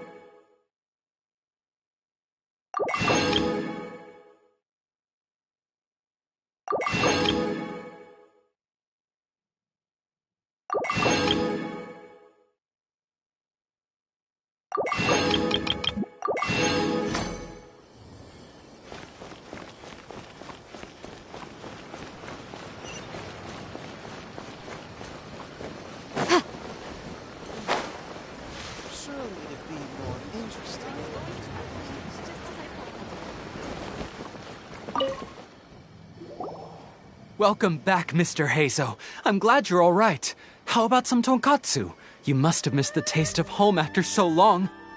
Maybe next time, Ryuji. Seems like somebody's been expecting me. And I'm afraid they're only going to be disappointed once again. Well, well, look who it is. The great Detective Heizo. What nonsense were you talking about just now? I've been worried about you, you know. So much so that I took the trouble to write that heartfelt letter to the Tenryou Commission. Well, was it sufficiently flattering for you? Uh-oh, they're at it again. Let's not waste the traveler's time, Sango. Just tell me, what do you want? Fine by me. My request is simple. Disclose all the details of the Ryuji case. It's time you stop hiding the truth and let me investigate it thoroughly. First of all, that case has already been solved. Second, I've disclosed everything the police station has on the case. And third... Enough! You can only fool Ryuji with that. If you don't want to cooperate, I can assure you that I will write more letters to the headquarters of the Tenryou Commission. I will not give up on this case. Wait! Hold on! Can someone please explain what's going on here? Paimon doesn't have a clue what you two are talking about. All right, let me explain. Several years ago, a terrible murder took place in the police station. I was still working at the Tenryou Commission then, and the victim was actually my dear boss. Due to various factors, I was deemed to be the top suspect, which is why it's called the Ryuji case. Also, Heizo wasn't a part of the police station back then. He was a detective at the agency. Which at the time was called the Bonton Sango and Heizo Detective Agency. Huh? That's crazy! But, wait. Then why did Heizo leave? After the incident, I was quickly convicted and sent to prison. Fortunately, Sango then promptly proved my innocence and caught the real murderer. But that murderer was actually just a dummy to throw us off, am I right, Detective Shikanoin? Sango thought that everything went smoothly, so much so that she suspected the real murderer was someone else. Of course, Detective Heizo was also helping with the investigation, but after a long time, he still came up empty-handed. Later on, he decided to join the police station to continue his investigation on the inside, which is why he left the detective agency. Ha! That's what I thought too. I was foolish enough to believe that Detective Shikanoin and I shared a common goal. But I was wrong about him. He has no sense of loyalty at all. He just wanted to become an official as a means of gaining fame and fortune. Come on, stop exaggerating. Let me set the record straight here. First, I joined the police station long after that murder case happened, and it had nothing to do with any inside investigation. That's just somebody's wishful thinking. Second, purely out of curiosity, I did investigate the case later from within the police station. My conclusion was that the suspect Sango had caught was in fact the real murderer. And lastly, when Sango didn't buy my conclusion and asked me to disclose all related case files from the police station, I did exactly as she asked. I didn't hide anything. He's lying right through his teeth. That's it. I want this to end once and for all. Since the Traveler's my supervisor today, they have complete access to all the police station's files. If he's willing to help re-examine the case and arrives at the same conclusion that I did, then you won't have to doubt me anymore. Whoa. Huh? Unless you don't trust the Traveler. Come on, say it. It's not about whether the Traveler's trustworthy. I'm just wondering if you will interfere somehow. The thought never even crossed my mind. You have to swear that you will not mislead the Traveler by any means, and let him investigate the truth on his own. No problem. Cross my heart, hope to die. Well, Traveler, are you willing to help me with this? Will you agree to re-examine the Ryuji case and find the truth? You can bill me later for however much you'd like as compensation. Sango, really? However much they want? Money is valuable, no doubt. But pursuing the truth is the reason I started this agency. The Ryuji case is the only case I failed to solve. I am willing to give you anything.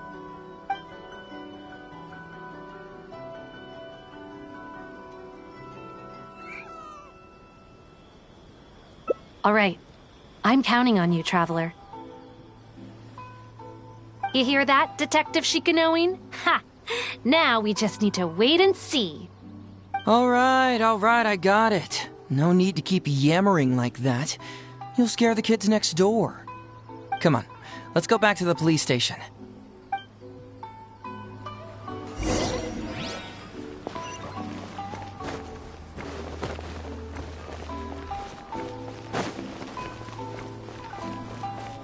Stop adding weird abilities to the characters.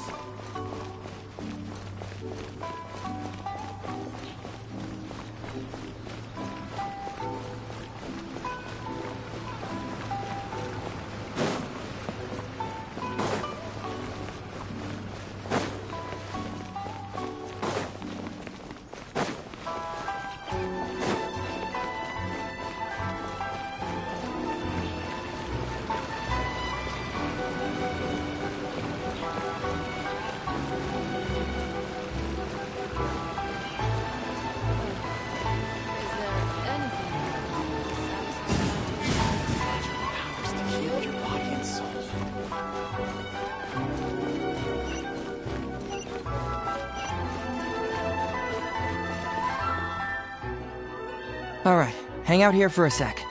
I need to go to the archives to get the case files.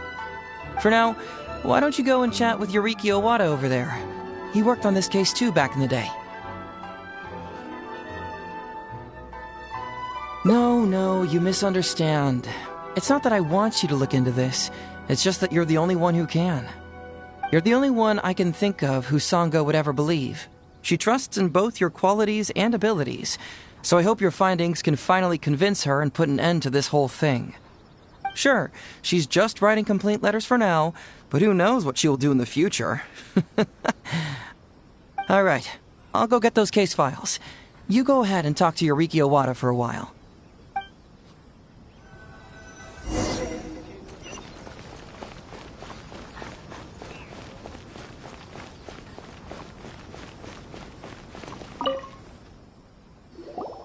Oh, hello there. The Ryuji case. Oh, so you want to reinvestigate that one?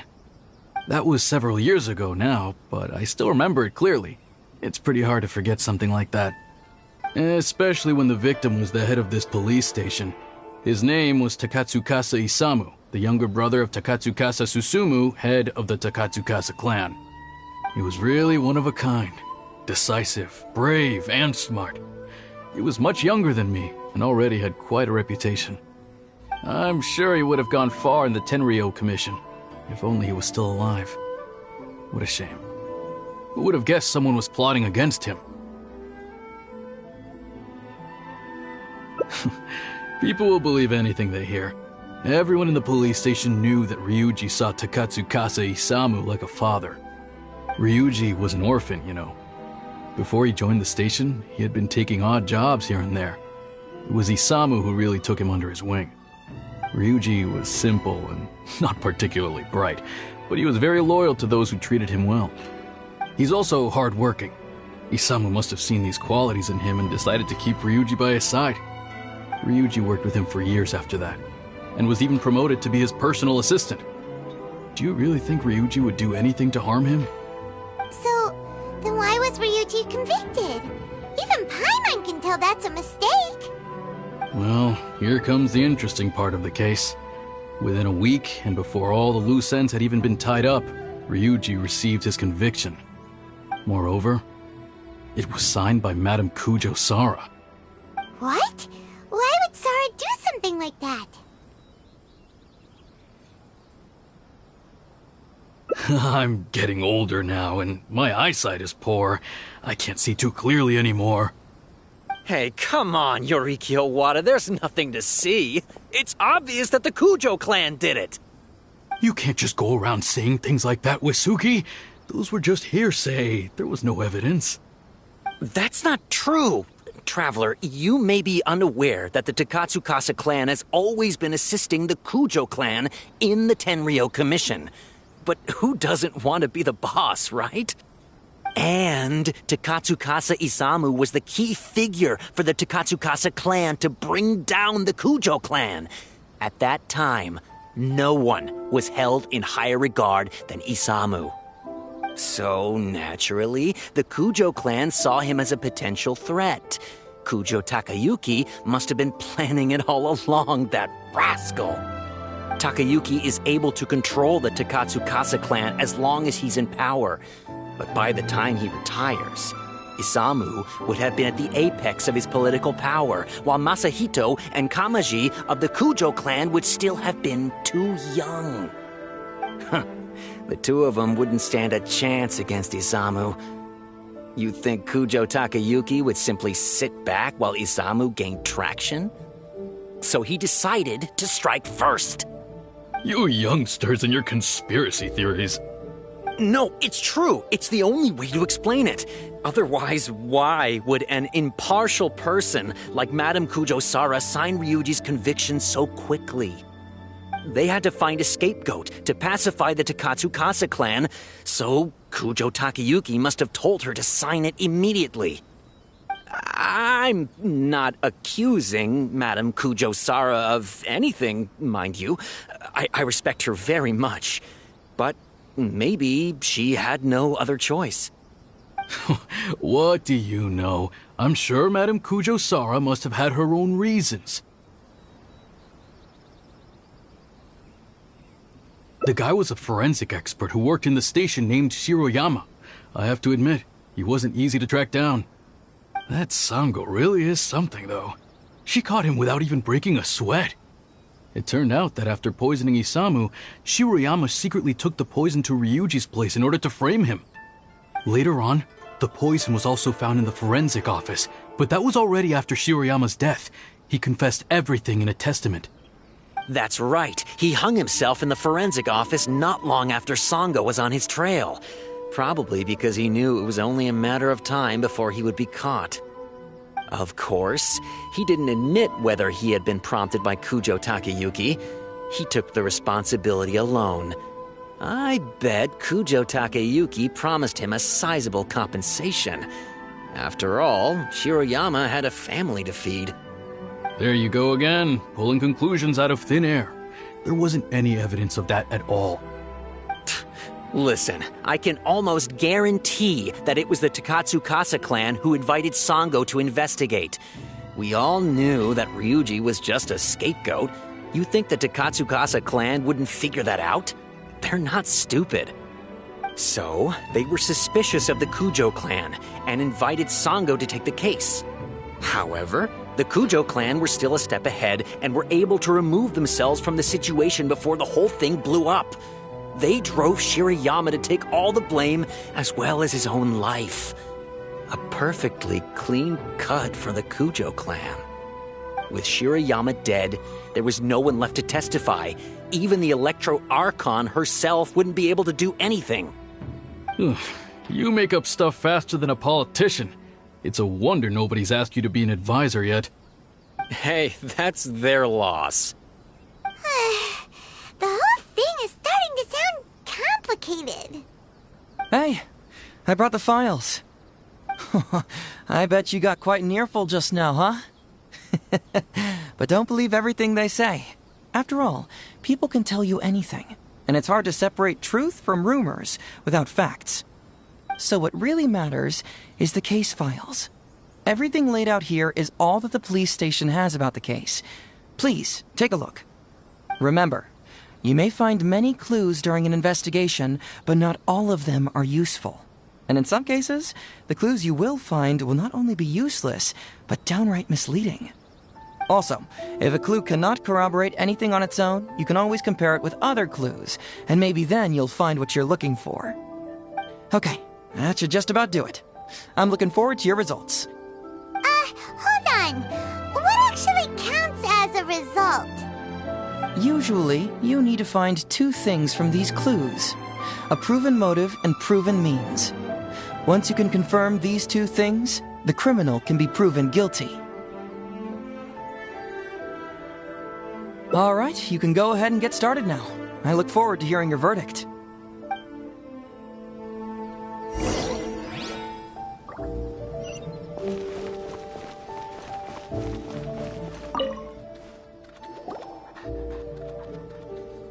So, what did you find? Have you come to a conclusion?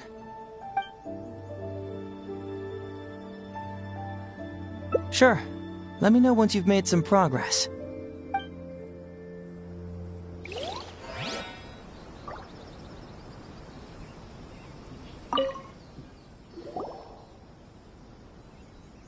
So, what did you find? Have you come to a Sure. Let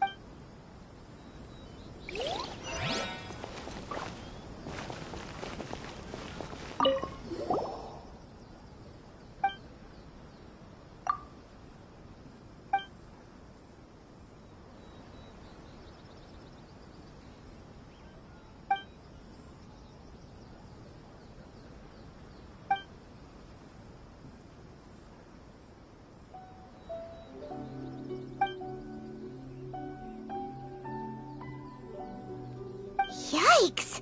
He ate all kinds of stuff.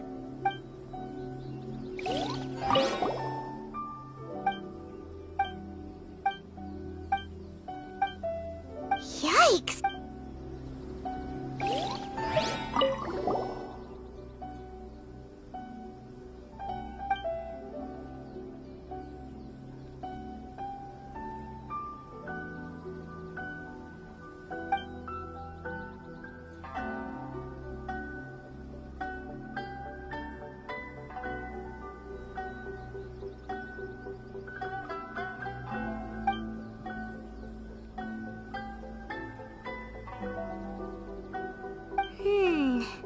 Come to think of it, Shiroyama was a forensic doctor. He could easily pull off something like this.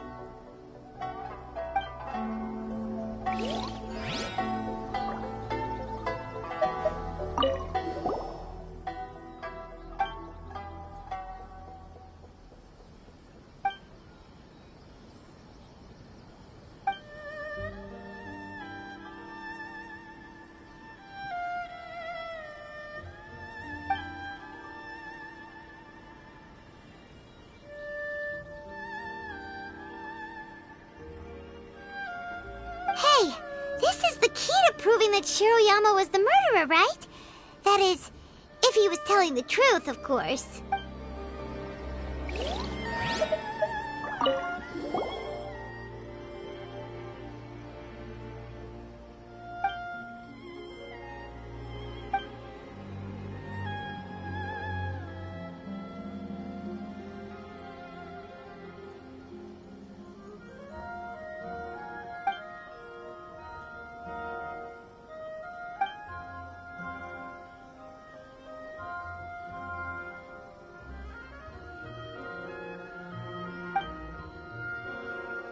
Tsukasa Isamu seems like a thoughtful person, but something about the tone sounds weird.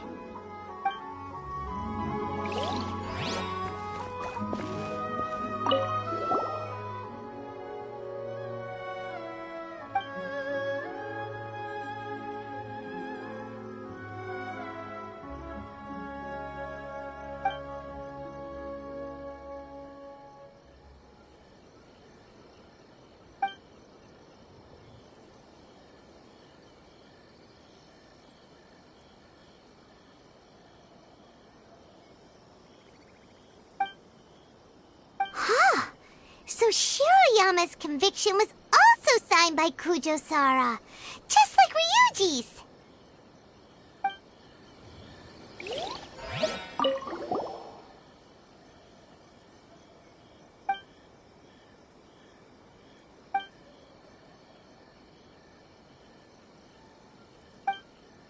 Wow. Ryuji's conviction really was signed by Kujo-Sara. But now we know she had it wrong.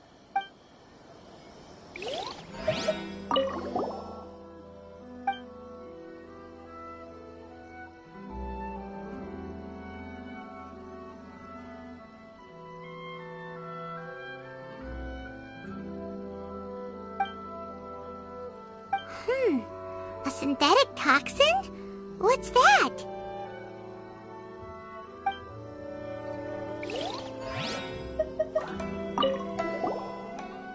Huh? That's weird. There's nothing here. This must be some of the false information that Hazel told us to look out for.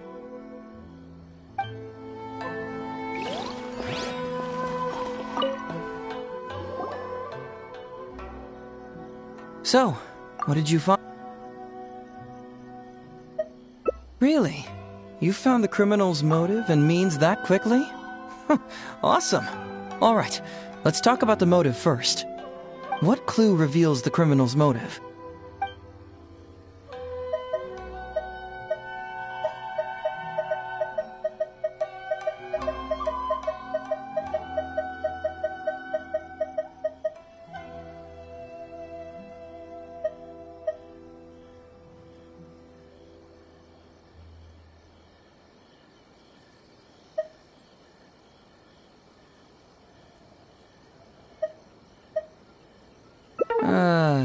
Just Shiroyama's testament?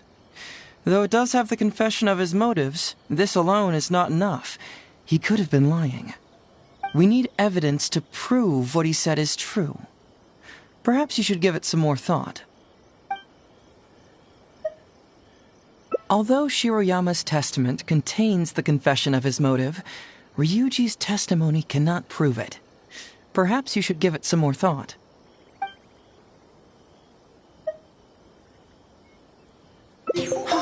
Excellent work!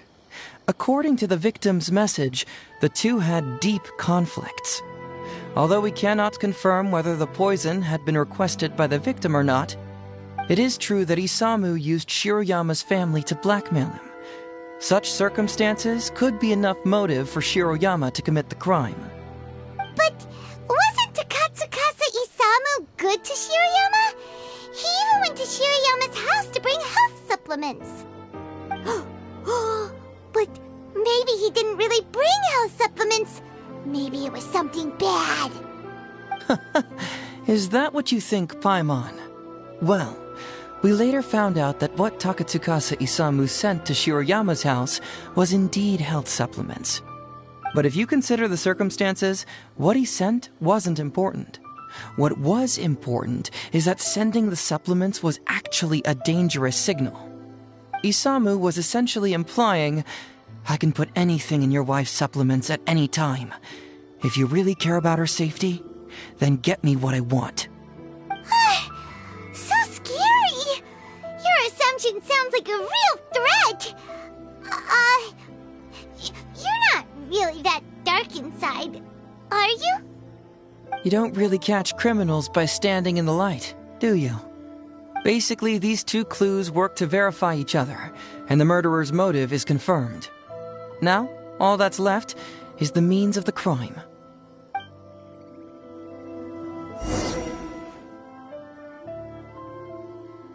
Next, which clue confirms the criminal's means? So, what did you find? Have you come to a conclusion?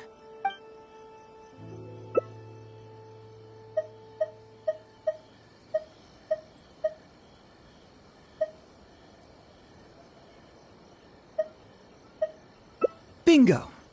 The autopsy report confirms that the cause of death was a special toxin.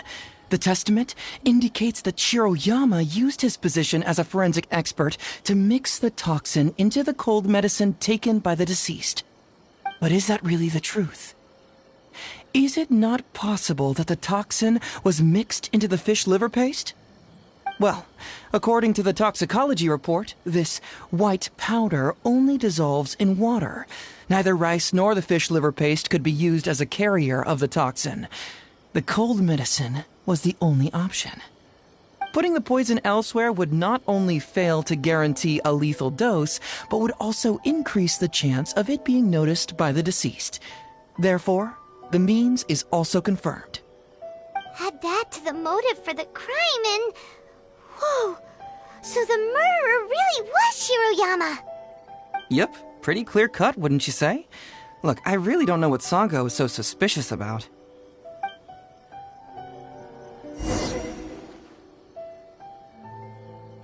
Yeah, it's pretty clear cut. Huh. You could say it's almost too clear cut. Oh? Well, let's hear them. Maybe I have answers. What's bugging you?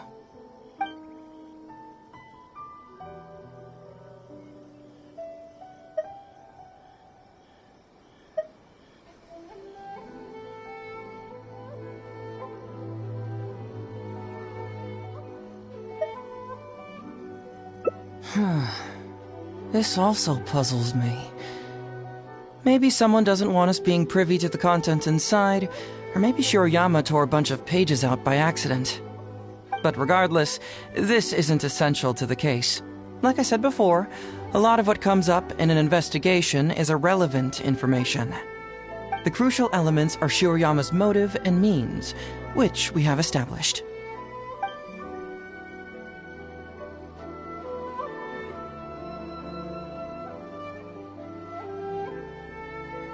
Maybe the report was wrong. The International Trade Association is a gathering place for merchants from all over. Countless merchants pass through the port of Rito every day. It's natural for there to be a couple of missing records here or there.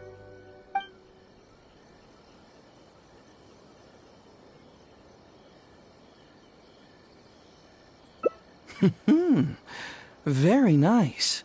Top marks for attention to detail. It doesn't have any real bearing on the case, but let me explain how that works for you. So, why would Madame Kujo-Sara sign one conviction sentencing Ryuji to temporary incarceration awaiting trial, and another conviction sentencing Shiroyama to death? You may have heard some rumors back at the station that when this case first came up, the Kujo clan higher-ups were in dire need of a scapegoat to keep the Takatsukasa clan off their backs. And poor Ryuji became the successful candidate. In less than a week, the conviction was drafted, sent to Madame Kujo-Sara, and signed. Allegedly, she knew what it was about as soon as she saw it, and signed it with no questions asked. But anyone who buys this story clearly doesn't know that much about Madame Kujo-Sara. She's the most principled person in the entire Tenryou Commission, for goodness sake. So, how would she respond to a case filled with unanswered questions and no confession from the suspect? Oh, you mean... Exactly. Before she signed it, she changed Ryuji's conviction from the death sentence to temporary incarceration. Ryuji escaped a disastrous fate without ever realizing it. Had Madame Kujo-Sara not changed his sentence, Sango would have been seeking justice for a dead man. Why was Sara so lenient with Ryuji? That's the wrong question. This wasn't about Ryuji, but Madame Kujo-Sara's principles. The conviction could have been for a Ryuji, a Guji, heck, even a Tanuki, and she would have made the same decision. Given the enormous pressure she was under at the time, I'd say she did the most she could. Don't you think? Pressure? Really? Was someone higher up putting pressure on Sara? The pressure came from all sides. The deceased was the leader of the police station and the rising star of the Takatsukasa clan. All eyes were on this case. How this became reduced to the unimaginative rumor that Madame Kujo-Sara convicted Ryuji under pressure from her superiors, I have no idea. Ugh. Rumors here, conspiracy theories there. Ugh. Lies at every turn. Fortunately, Madame Kujo-Sara works in an open and transparent manner and pays no heed to rumors like this. She just rolls her eyes and forgets all about them. Just because she has never publicly clarified the truth doesn't mean she was hiding anything. So when I asked her about it, saying it was relevant to a case I was working on, she just told me how it was. Believe me, in this case, more than any other, I have checked every last detail. Well, I've answered all your lingering questions, and you've checked all the material the police station has, so... what do you think? Case closed? Paimon still feels like something doesn't add up. But then again, Heizo did give us all the files the police station had. Ugh, this is annoying. I don't follow. Enlighten me.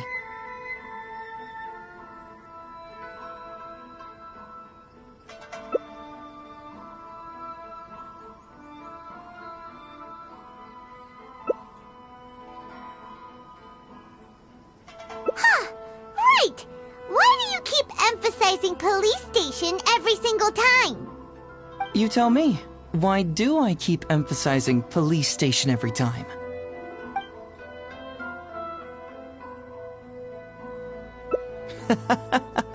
So we're finally here, huh?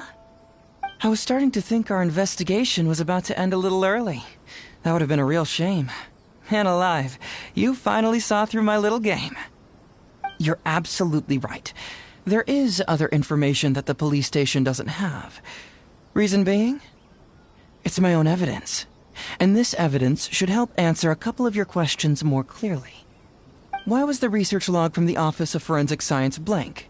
And where did the white powder come from? Aha! Paimon knew you were keeping secrets! Don't you have secrets too? No?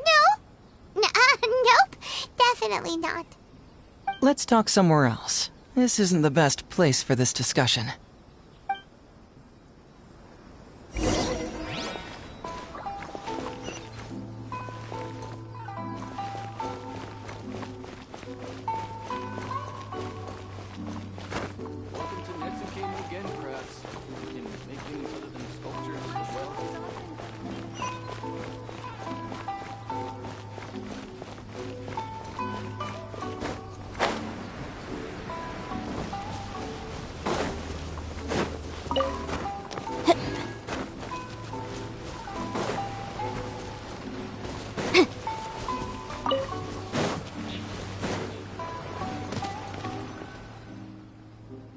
This is a quiet spot.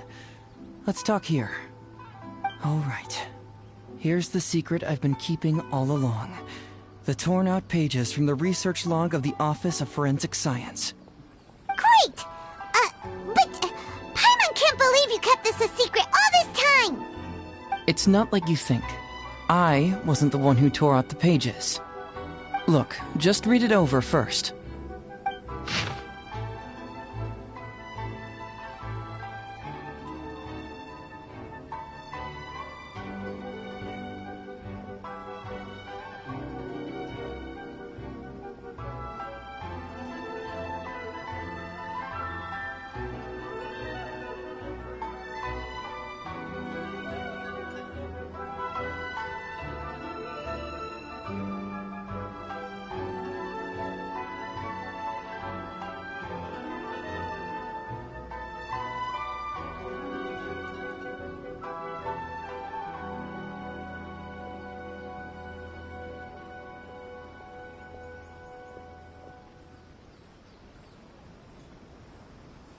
Finished?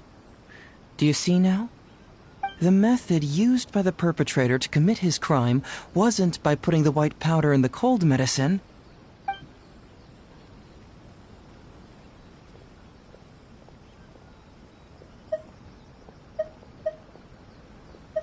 Oh, wait, what? Where'd you con... That's correct. The white powder was Shiroyama's invention.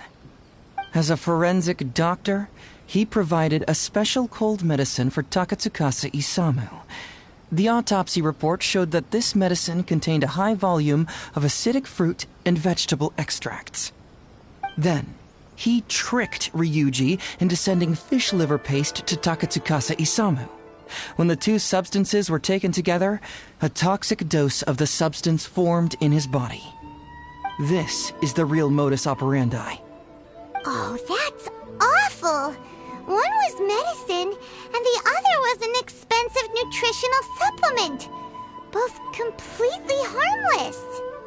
True, both are harmless on their own, but when combined, poof, that's it.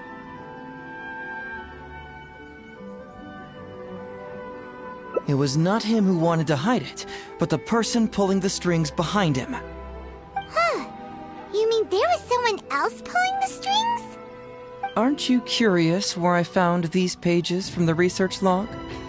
It was in Kujo Takayuki's secret warehouse. After I found the missing pages, I did some digging around and found out that Shiroyama had worked for Kujo Takayuki before joining the police station.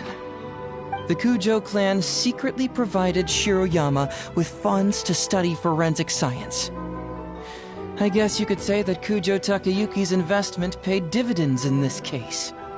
Of course, I had only learned all of this after the Vision Hunt decree came to an end.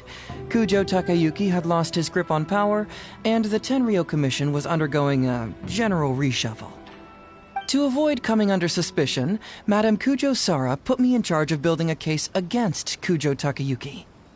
I found a huge stash of fish liver paste in his secret warehouse. Nothing hugely incriminating about that, of course, but I still took the trouble to open each and every package until finally, I had to concede that this really was just a huge stash of fish liver paste. But then, underneath the floor tiles where the fish liver paste was stacked, I found a secret compartment with this torn-off research report lying inside. So it was him who wanted to frame Ryuji all along. What a nasty piece of work. Let's review the whole case from the top.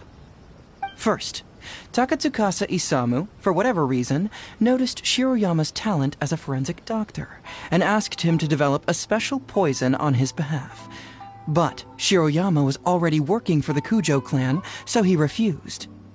Takatsukasa Isamu wasn't about to take no for an answer, and that's where things took a dark turn. He twisted Shiroyama's arm by making a veiled threat to harm his family. All Shiroyama could do was to secretly report everything to Kujo Takayuki. When Takayuki learned what was happening, he instructed Shiroyama to pretend to cooperate with Takatsukasa Isamu, then kill the latter with the white powder once it was fully developed. Meanwhile, Ryuji's only role in this case was to deliver the fish liver paste to Takatsukasa Isamu on Shiroyama's orders, completely unaware of the fact that he was being used as a pawn and that this was a key ingredient needed to create the poison. After the incident, Kujo Takayuki hoped to make Ryuji the fall guy, until the death sentence was stalled when it reached Madame Kujo-Sara. In the meantime, Sango had begun her own investigation. Kujo Takayuki grew nervous that the truth would get out, so he threw Shiroyama to the wolves, hounding him to death and erasing all traces of contact between the two. And yet, he wanted to keep this secret formula, so he hid it. Greedy guy, that Takayuki. He must have wanted to have it on hand just in case he needed to employ it again in the future, and make someone else disappear. This Kujo Takayuki is an evil lunatic! We've got to report this to A. Whatever his current punishment is, it needs to be 10 times worse! That would be practically impossible. One research log found in his warehouse doesn't prove anything. Even I can think of 100 excuses. Besides, Ryuji directly contributed to Takatsukasa Isamu's death by delivering the fish liver paste to him. The fact that he was unaware of the true nature of the situation doesn't matter. But he's still innocent, right? Isn't it just a coincidence? Paimon really doesn't get how the law works.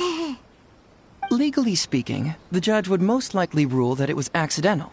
But in practice, Ryuji may still have to end up shouldering some responsibility. So basically, you've been hiding the truth all this time to protect Ryuji. Mental trauma doesn't heal as easily as physical wounds. My biggest worry is that Ryuji would struggle to cope if he knew the truth. He's like an innocent child. He freely gives his trust and his love to everyone that treats him well. That's why he thought of Takatsukasa Isamu as a father figure. I'm pretty sure that to this day, he has never paused to wonder whether Takatsukasa Isamu was actually a good person, or if Sango just hired him as a gopher, or why I left the detective agency. If he found out the facts about Takatsukasa Isamu, I'm afraid it would crush him.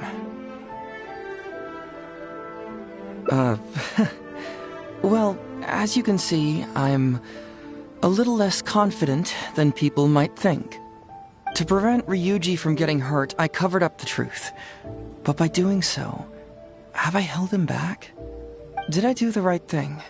I couldn't turn to anyone for help, and everyone around me thinks I'm so smart that I should just be able to handle every case on my own. Even if I tried to discuss it with them, they'd just say, "Don't be ridiculous, Mr. Heizo, no problem's too difficult for you." But you're different. Unlike them, you don't have that kind of prejudice towards me. You've traveled far and wide and have had all kinds of experiences. It must have taught you a lot. Most importantly, my intuition tells me that you're someone special, that I can trust you and that you can help me. Right? So, I'd like you to be the one to decide whether we should expose the truth or not. Oh, you don't need to tell me what you decide, and you certainly don't need to decide right now. Let's just say I'm leaving this teensy-tiny matter up to you. All right, let's head back to the detective agency. You can mull it over on the way. Once you've made up your mind, just tell Ryuji and Sango your verdict.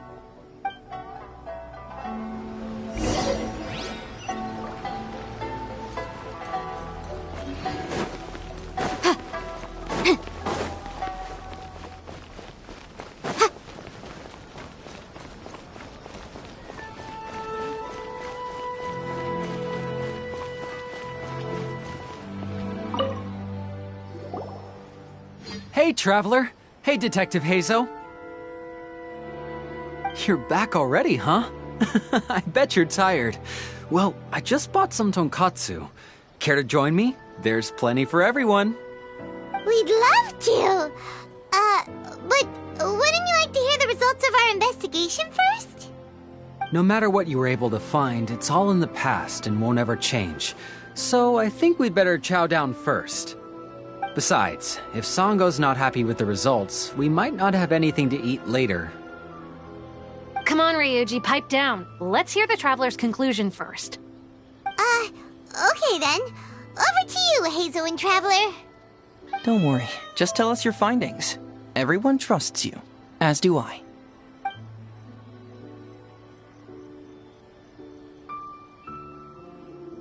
Well, what do you know? I suspected that was the case. Please rest in peace, Master Takatsukasa. No!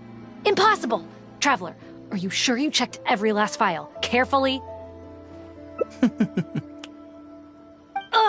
No, you little... Shikanoing Heizo! You didn't pull any shenanigans on the Traveler, did you? Sango, no accusations without evidence, remember? The truth is out and the case is closed, Sango. Please don't send any more of your harassment letters to the Tenryo Commission. Well, I really owe it to you, Traveler. I'll be sure to properly thank you later.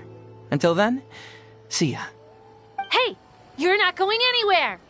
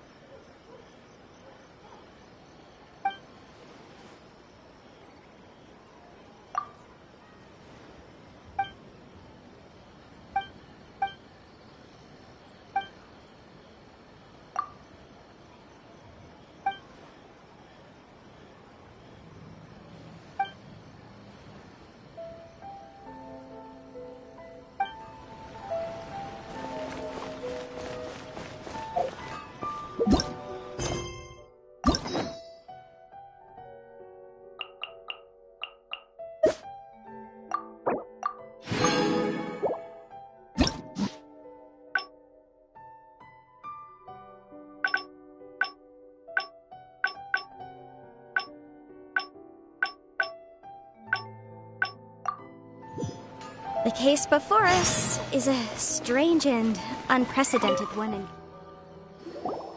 Hey, traveler!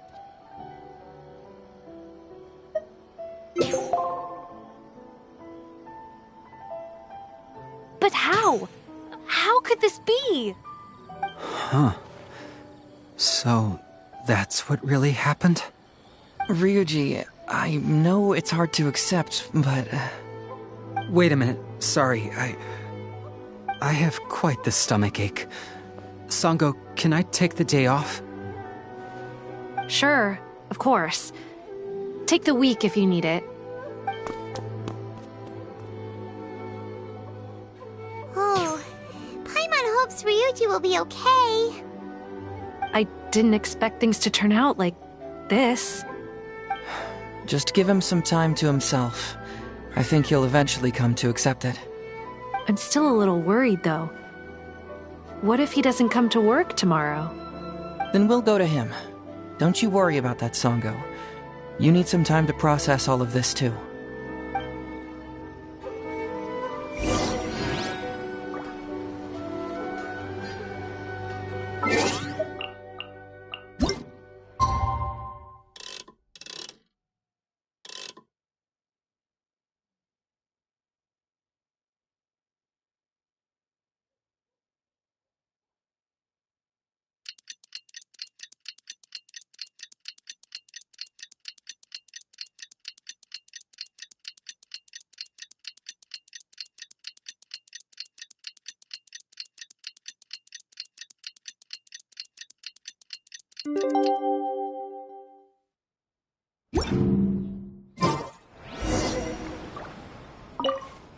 Ah, you're here.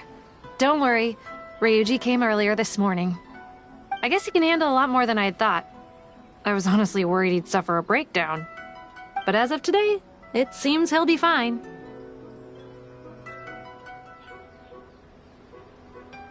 He went over to Natsuke Nogen Crafts to buy something. Let's go find him then. Shall we?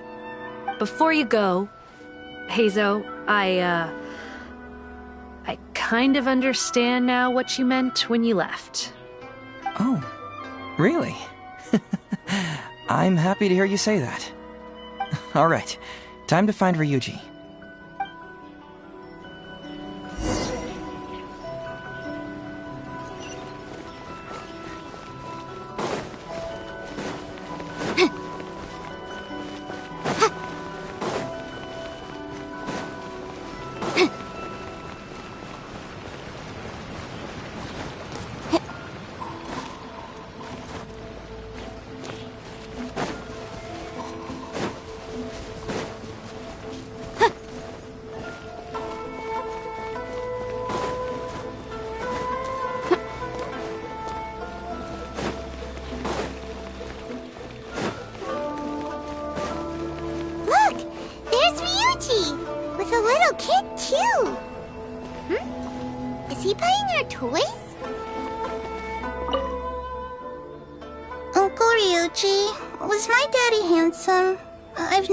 What he looked like. Of course. Takatsukasa Isumu was a very handsome man. Also, it's not uncle. Call me brother. But you look so old. Well, I'm still your brother. Huh? How come? Because he treated me like a son. Huh?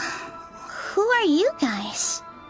We're friends with your big brother Ryuji, and with your father, too. Oh, really? Yay! I've met loads of my daddy's friends today. Can you tell me some stories about him? I really want to hear them. Sure. Why, I know enough stories about your old man that if I started talking now, you'd be all grown up before I finished them. Wow, that's amazing! Well, I don't want to grow up too soon then. Maybe when I'm 100. No, 200 years old. No, 300 years old.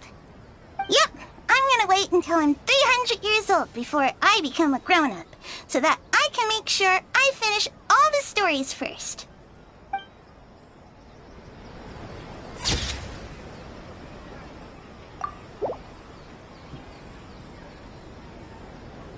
Welcome to Netsuke no Gen Crafts. You can make things other than sculptures as well.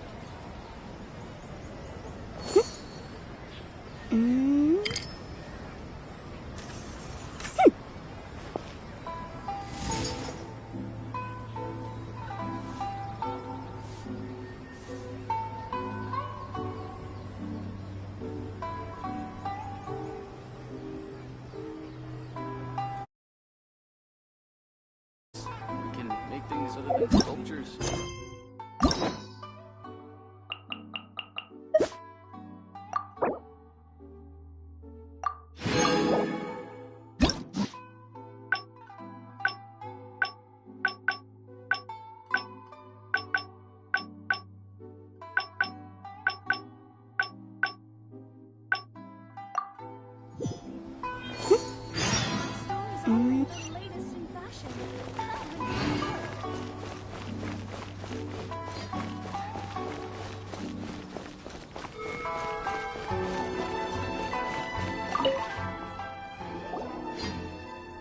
So, have you gone through the case files?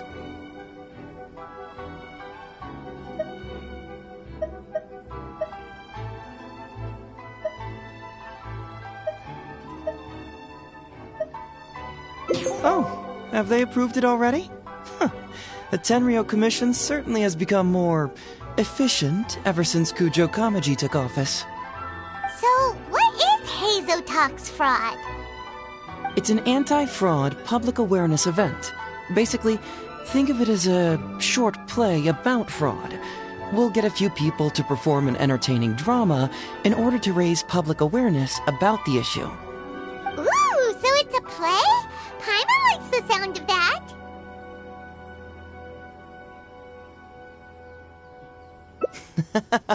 Well, see, fraud is a major issue here. You've traveled between different nations. I'm sure Mora isn't really an issue for you. You have to understand that scamming the poor of their money is essentially robbing them of their lives. Left unchecked, the situation could potentially deteriorate into something more serious. That makes sense. But will putting on a performance really work? It's hard to say. Preventing crimes is more difficult than solving them, there's no doubt about that. But prevention is also a more worthwhile cause. Maybe only a small number of people who attend the event will ever actually encounter a scam artist. And even then, of the handful of attendees who encounter said scam artist, I doubt many of them will be able to see through the scammer's ruse. But if even only one person escapes the clutches of a scam artist because of my event, then I'm willing to put on this play for that person. Today we are the anti-fraud messengers! Great! First, we need 3 actors, 2 to play the scam artists and 1 to play the victim. I already have a couple candidates in mind for the roles of the scam artists, so come with me to the Grand Narukami Shrine.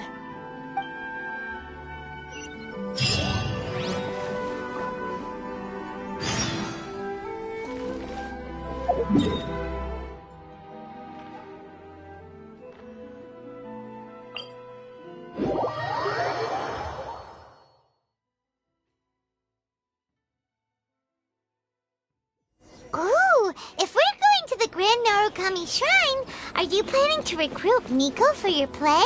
She'd be really good at acting.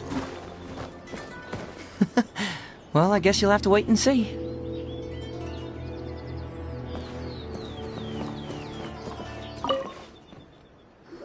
Hazo, what are you doing here, you little brat?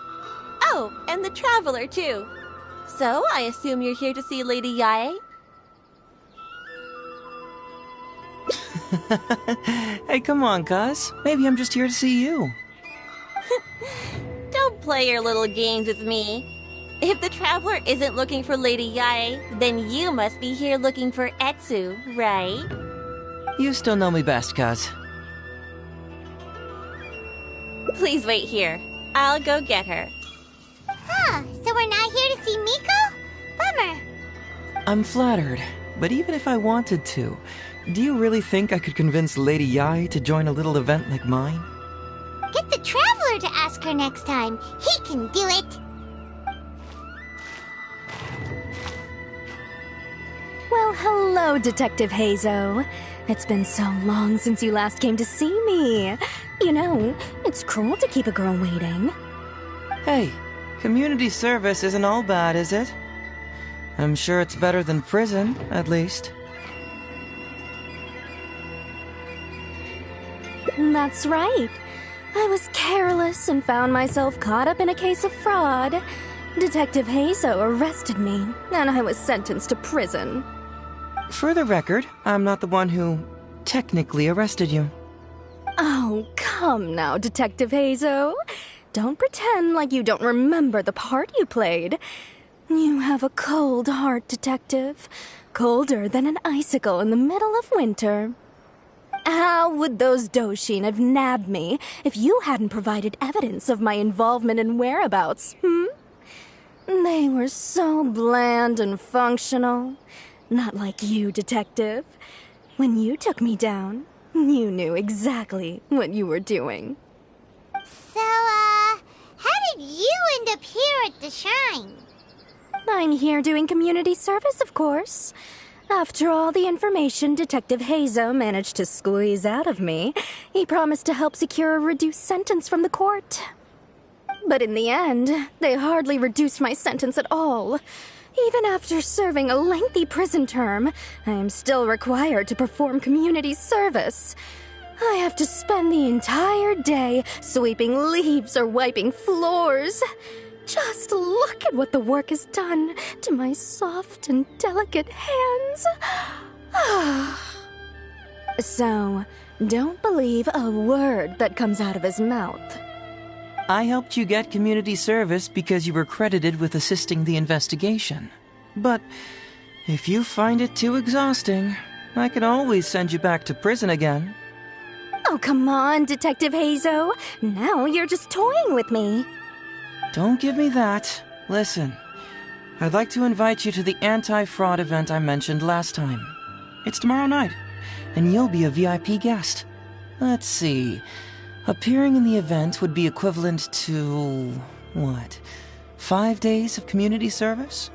How does that sound? Only 5 days? That's hardly anything. 5 days not enough? Okay. How about 4 days? Hey! That's a day less than what you just promised me, Detective Hazo. Oh, my mistake. 3 days. All right, I'll go. Just stop playing with my heart. And may I ask, will they also be coming as a guest tomorrow night?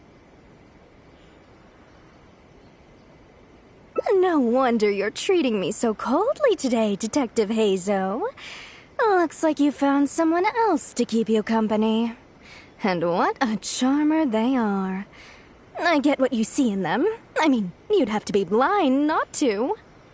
Etsu, now's not the time. If I hear you talking like that to my friend again, I'll make your community service even more unpleasant than your time in prison. Oh, I'm so sorry. I had no idea they were your friend. Really. Well, now you do. Just be sure you're ready tomorrow. I'll send you the location, time of the event, and the script, so don't be late. All right, on to our next candidate. He should be in town right about now.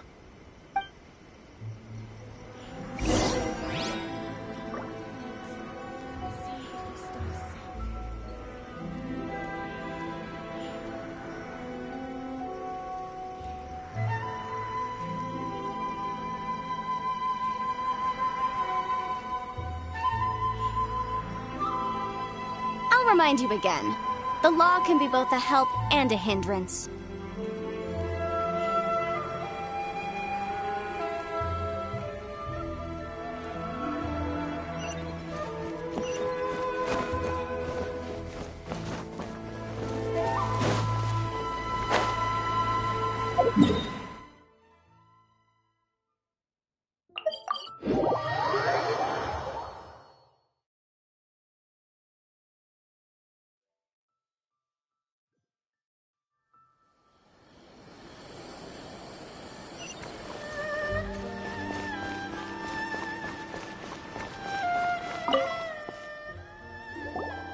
Mr. Iba, how are you doing?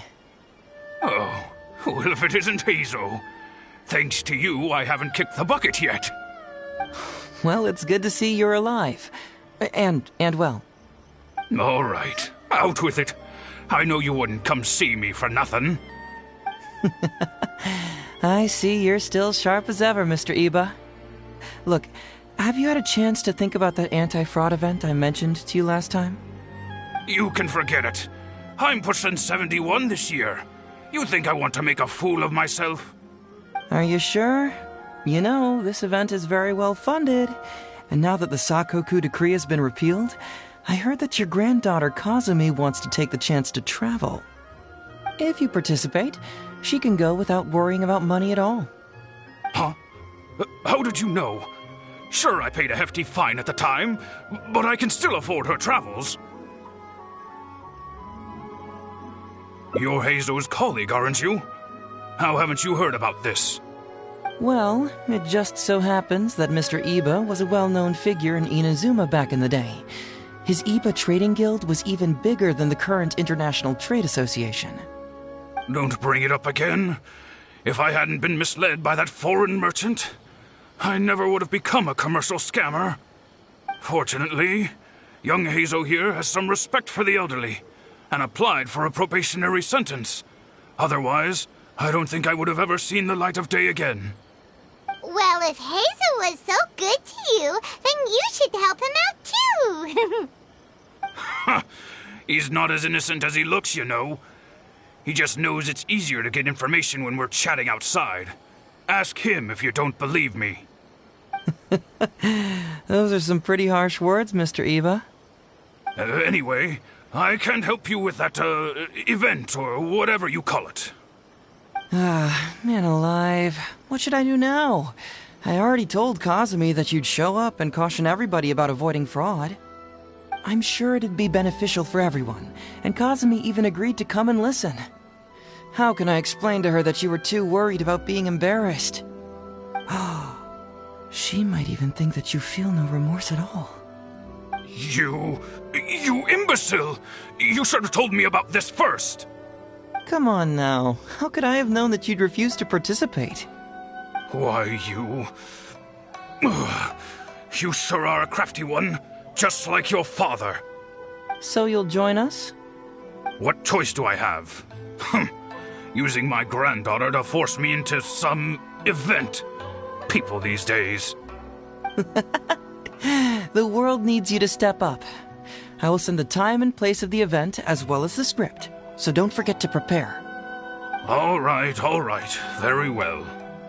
Well then, now we only need to find the last person to play the role of the fooled victim.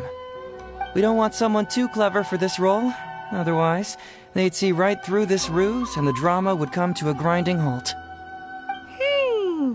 Not too clever. Oh! Paimon knows the perfect candidate. Oh yeah, I know that guy. I've seen him in the police station a handful of times, though I've never actually spoken to him before. Do you know where we can find him? Well, we did just see a file called the Prince of Mischief in Hanamizaka. That's gotta be Ito. He must be in Hanamizaka. All right then. To Hanamizaka we go. Oh, but knowing his reputation, I'll need to bring a little something along just to guarantee we can secure his participation. You go ahead. I'll catch up.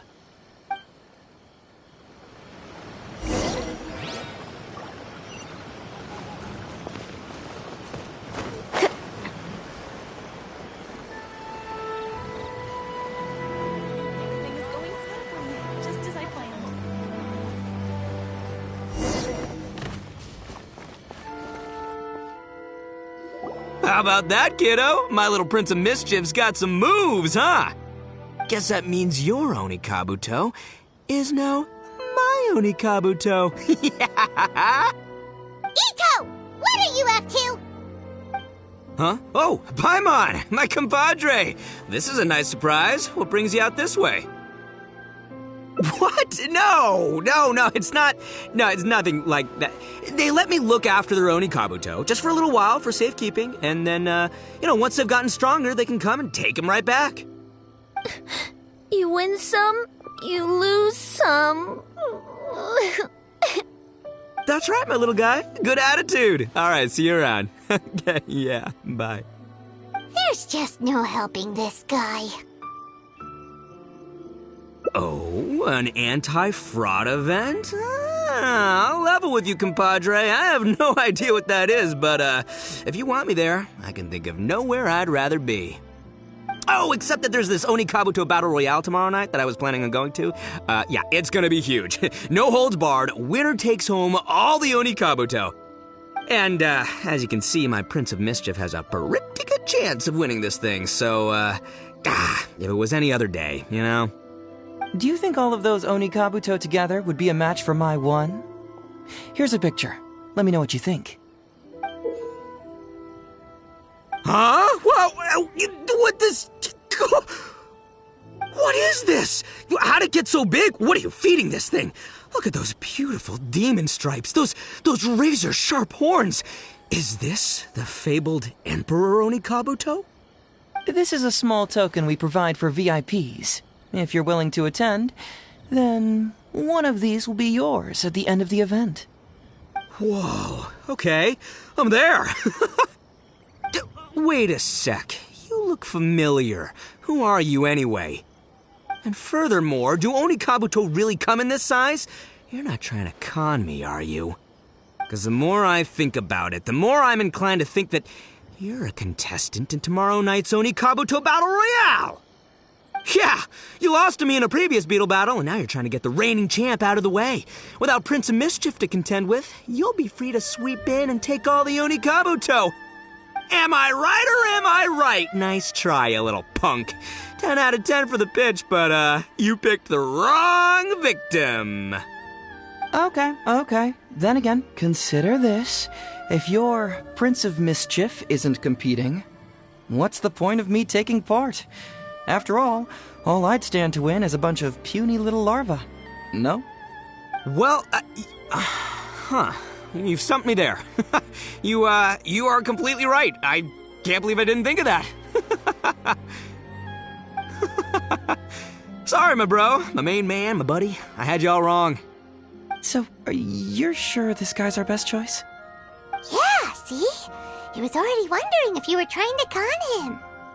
Then allow me to introduce myself. I'm Shikanoin Heizo. I've seen you around a few times before at the police station. Huh? Oh, yeah, I remember now. No wonder you looked so familiar. You were that guy who was in for stealing other people's Oni Kabuto, right? Listen, Heizo, hombre, did you apologize to them? You can lose like a man, you can win like a man, but you can never steal like a man. And that's a little Ito nugget. Ito! He works there, for crying out loud! He's not one of your fellow inmates. What? Oh, jeez. What's wrong with me? How could I forget? Of course I know you. I remember you now. For real, this time. You're the guy who sells lavender melons at the station, aren't you? A lavender melon seller? At the police station? Don't be ridiculous! I know what I saw, okay? Several times now I've been sitting there starving in jail when this guy comes and slips me a few lavender melons on the sly. Didn't even want payment. Solid guy. Yeah, that was me. But it was only because your assistant, Kuki Shinobu, asked me to look out for you. What? So Shinobu was behind it? Wait, so, hombre, you're not a lavender melon seller? Look, we're getting hung up on all the wrong details here. The important detail right now is that I am the host of tomorrow night's event. And if you show up, the Oni Kabuto in the picture is yours. Deal? Deal. Done. But, could I get another look at that picture first? Just, a little peek-see? You'll have all the time in the world to inspect the real article once the event's over. Okay, sure. I can wait. So, hombre, is there anything I need to do to prepare? Because if I'm doing this, I'm bringing my A game, all right? No half measures here. I'm gonna do this right. He sure picks his moments to start acting responsibly. Okay, so for this event, you, my, bro, We'll be participating in a short anti-fraud play along with 2 other VIP attendees. The main thing we ask is that you just relax. Try not to be nervous. I have the script, right here, if you want to take a... Script? It sounds like someone's never seen the Arataki gang perform before, huh? Don't you worry, hombre. The Arataki gang is a little beyond the need for scripts. You'll see, this Onikabuto will be well worth your investment. You, don't need a script? Wow, well, now I'm excited. See you there tomorrow night. You bet. I'll be there. I'm gonna tell the gang about this, too. They'll all be there to support us.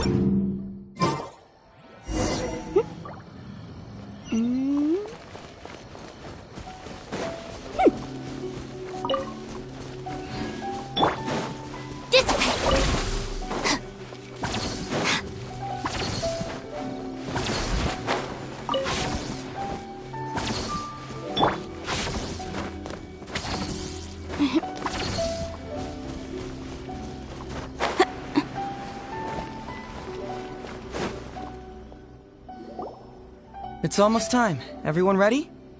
All right, then let's get this show started. Oh, I can't wait, Mr. Heizo.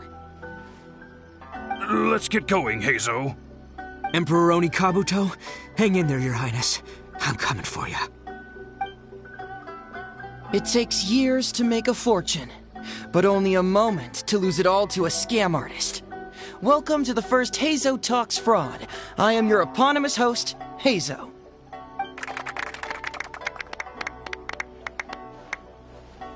Okay, I'm delighted to have you all here today to explore the topic of fraud. To help everyone avoid becoming the victim of scam artists themselves, we thought we'd invite several VIPs with a lot of experience in this area to perform a little play with an anti-fraud message.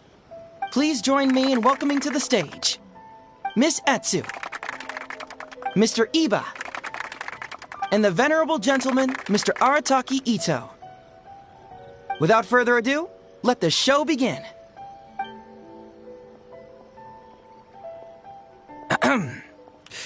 It was just another bright sunny day when a distressed Miss Etsu brought her elderly grandpa, Iba, into the police station to report a crime.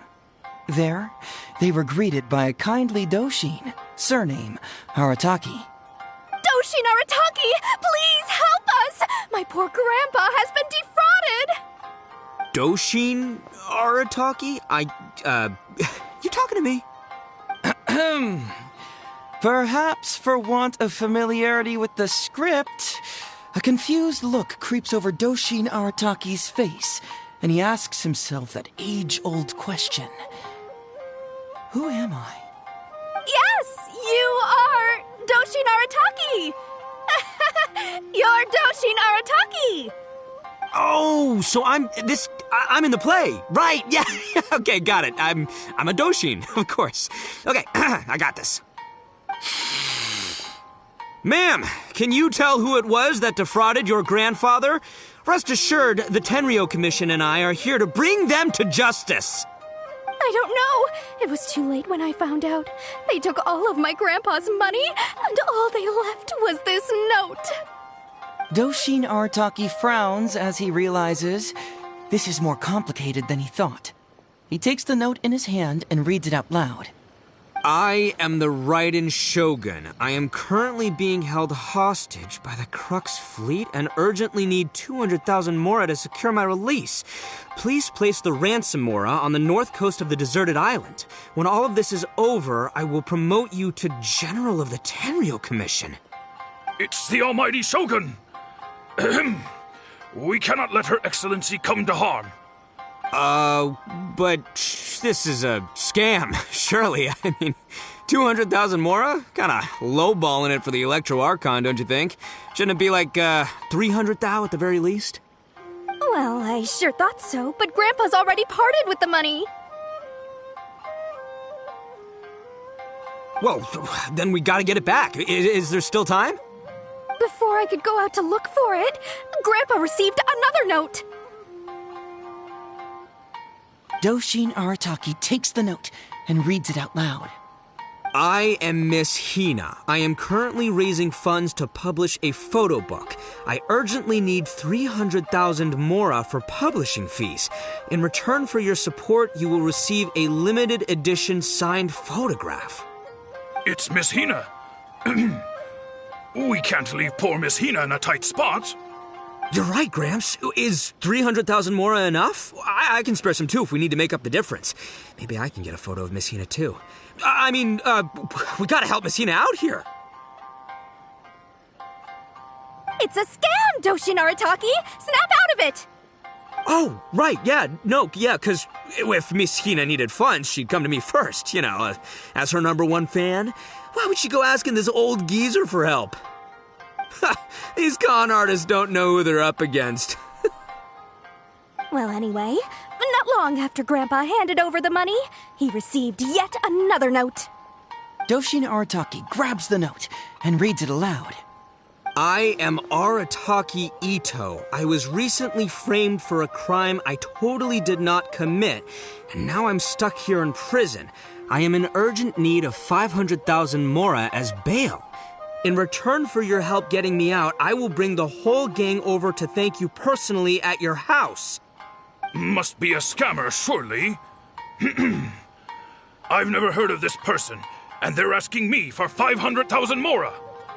Wait a minute. This is a scam. I'm Arataki Ito. You are?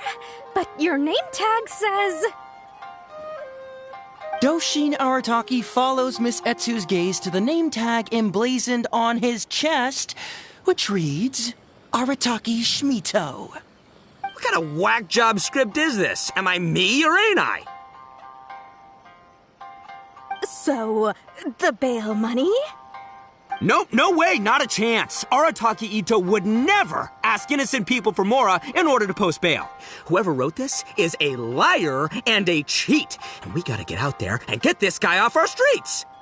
But just as Doshin Arataki is being overcome with righteous indignation, the sound of Miss Etsu's weeping brings his attention back to her.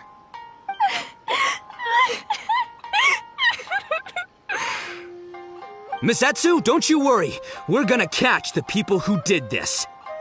Even if you do catch them, how are we ever going to get Grandpa's money back? Oh, whatever are we going to do about all those Onikabuto? Onikabuto? Wait, what was that about the, Onikabuto? Oh, well, Grandpa is a major Onikabuto breeder in our village. His are the biggest and strongest Onikabuto around. People come from far and wide to buy from him. We recently received an order that was too big for our current capacity. We were planning to expand Grandpa's facilities, but then we were swindled out of all of our money. Right after we'd signed the contract, too. If we don't deliver these Onikabuto on time, Grandpa will have to pay huge damages. Oh, what are we going to do? Man, what's that saying? It's like, it never rains, but it snowballs. Exactly what we're dealing with. Etsu, my dear, don't worry. I'll sell the house if I have to. We'll find a way through. But then where will we stay? Please help us, Doshi Narataki. All we need is the 500,000 mora that was taken from us. Can you help us raise it? Or maybe you could lend it to us? Grandpa's business is going very well. We just need help getting over this hurdle. Doshi Narataki, please. If you lend us the money, I'm sure I can make it up to you by... I won't hear of it! As a public servant, I would never dream of taking advantage of a person in need. I was going to say, by giving you part ownership of the Oni Kabuto farm. Oh, so that's what you were, yeah. It's not as enticing an offer as I was... wait, on Oni Kabuto farm, how many Oni Kabuto did you say you have? Because if it's more than, say, 10... 10,000! What? 10,000? Well, that's more Oni Kabuto than I've seen in my whole life! Please help us. As long as we get through this, those 10,000 Oni Kabuto are yours to keep. 10,000 Oni Kabuto? Hey, if I looked after them, they'd have little baby Oni Kabuto. And then the little baby Oni Kabuto would grow up and have little baby Oni Kabuto of their own! Doshin Arataki is struck by a sudden wave of pure elation. His face breaks into a big, beaming smile. But what does he do next? Miss Etsu, don't you worry. I'm gonna help you out. But 10,000 is too many. I can only accept 1,000. Wait, no, what am I saying? 500 Oni Kabuto. As a Doshin of the Tenryou Commission, it is my duty to serve. How could I abuse my position to take advantage of you? That's great news, Master Arataki. What a wonderful person you are. So strong and handsome and committed to doing the right thing. It's rare to find these days. Yep, that's me. All right, there's just one final question that needs answering. What question is that? The question is... Where's my Mora? Huh. Yo, Hazel, my hombre, question for you. What's my character's salary in the script? Oh, also, any inheritance or other lump sums I should know about? Basically, can I afford this 500,000 Mora? I mean, Shmito, I can afford it. Can Shmito? Ahem. Faced with a damsel in distress, Doshin Arataki fights to remain level-headed and asks that other age-old question. Where's my Mora? Suddenly, he feels a strange compulsion to slide his hand into his pocket where, it turns out, a bank check has been quietly nestled all along. He draws the check out and inspects it. Today is payday, and this is his salary. The amount? 500,000 Mora. Whoa, check it out! A check for 500,000 Mora! Where'd you come from, buddy? Miss Etsu, get this. Turns out I just got paid 500,000 Mora today. Well, here's your Mora. Thank you so much. Master Arataki, what's wrong? Doshin Arataki stretches out his hand. But wait! Just as he is about to hand over the check to Miss Etsu, he hesitates, tightly pinching one end of the check betwixt his two fingers. All he needs to do now is release the check, and it will fall into Miss Etsu's eager hands. But let go of the check he does not. Master Arataki, let go! Wait. Something's not right. Doshin Arataki is having second thoughts. Has something caught his attention? Has it aroused his suspicion? Has he finally realized the truth? So, this is an anti-fraud show, right? Huh? A spark of intuition bursts to life in Doshin Arataki's mind. Since this is an anti-fraud event, I have a question. Is he about to ask the most critical question of all? I gotta ask. This is it. Here it comes. Does a Doshin really get paid this much? 500,000 Mora. enough to get an Electro Archon out from a hostage situation, then go pay for Miss Hina's publishing costs. You telling me the average Doshin can do all that on one pay packet? I don't know, seems pretty fishy to me. Hey, compadre, what do you think? Am I being scammed here? Heizo! Ito's cheating! He asked for help! As the spark of intuition flickers and threatens to fade, Doshin Arataki clutches around in desperation, hoping to find a source of fuel to feed the flames of enlightenment. Traveler, are you going to help this poor man out of his predicament? Follow my heart. All right, then. There's no way a Doshin makes 500,000 mora in a single pay packet. 2 innocent victims, Miss Etsu and Mr. Iba, come to a Doshin for help. And the Doshin, whips out a 500,000 mora check? Yeah, likely story. There's only one possible explanation. Who's got 2 horns and carries around a fake checkbook? Yep, this guy.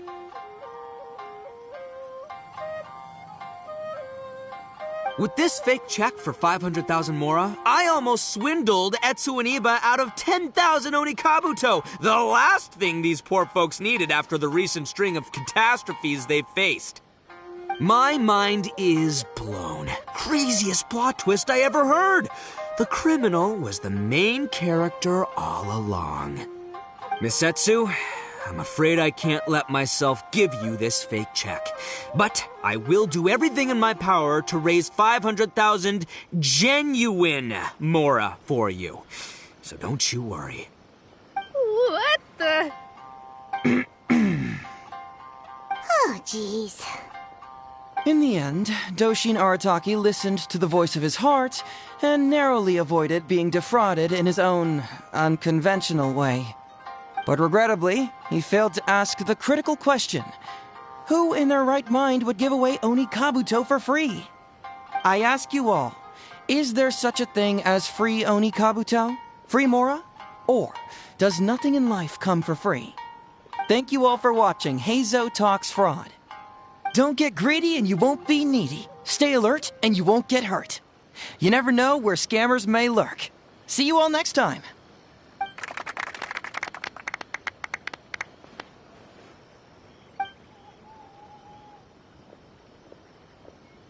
Wait, my man, what did you mean when you said I avoided being defrauded? I thought I was the fraudmeister here. Maybe someone should have read the script. Miss Etsu and Master Iba were the scam artists. Duh! You were the one they were trying to scam. What? Huh? I was being conned? Darn, I can't believe they got me. Well, you still managed to protect your money. In the end, they didn't succeed. Yeah, but that was a happy coincidence. They scammed me, and I fell for it. Guessing it wasn't your first time either, huh? It was such a cheap trick, too. This is killing me. The trick is a common one for a reason, but don't underestimate it. That's how you end up being a victim. But how am I gonna protect my gang if even I get fooled by such cheap tricks? Don't blame yourself, old chap.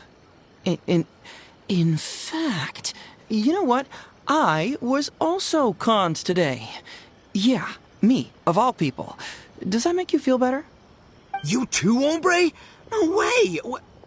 No, that's impossible. You're just trying to cheer me up. Oh, no, it's the truth. Please, just take a look at the present I got for you.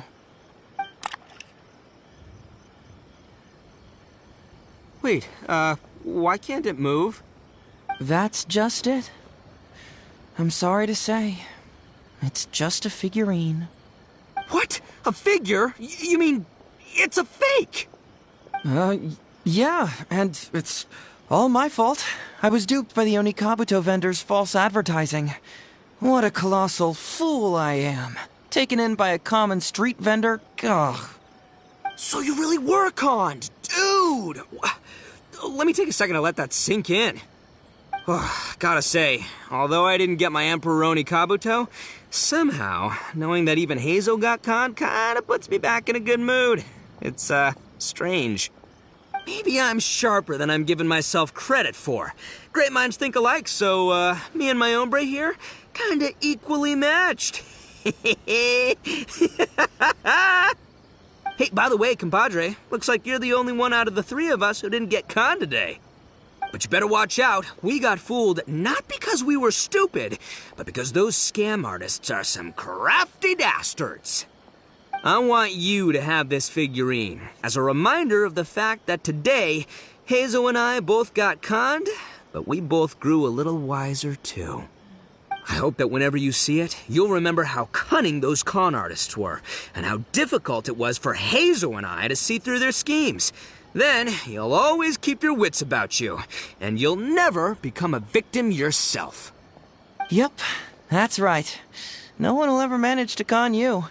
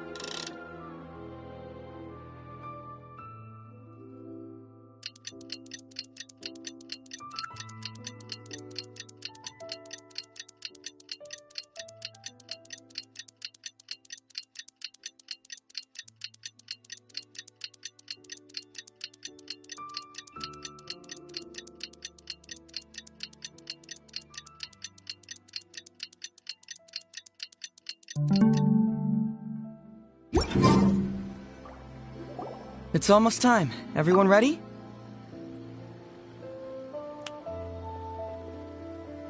Aha! Etsu and Iba! So that's what's going on here. You two are the scam artists. You put on this damsel in distress and elderly grandpa act to win my sympathy, then used a few cheap tricks to get my attention. Then you dangled the bait in front of me, waiting for me to bite. Darn it!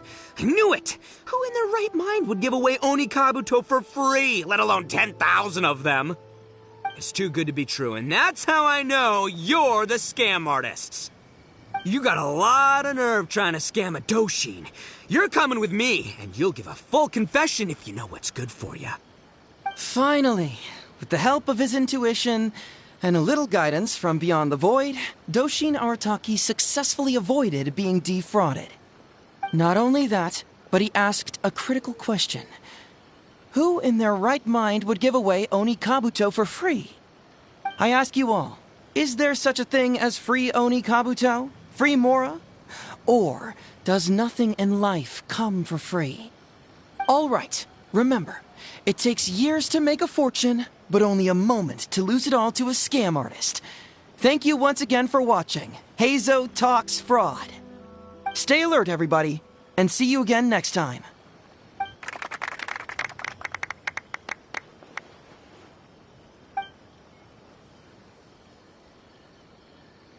So, how's my acting?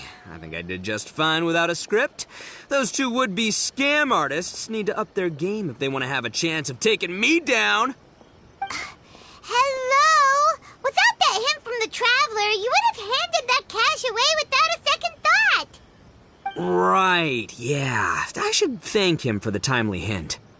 But I pretty much knew off the bat that something fishy was about to go down, so, it was just a matter of time before I saw right through their scam. Seriously, oldest trick in the book. Who's gonna fall for that? Old tricks they may well be, but the reason they've stood the test of time is that the ideal victim is always out there somewhere. People who are behind on the times, naive, socially isolated, or have cognitive deficiencies.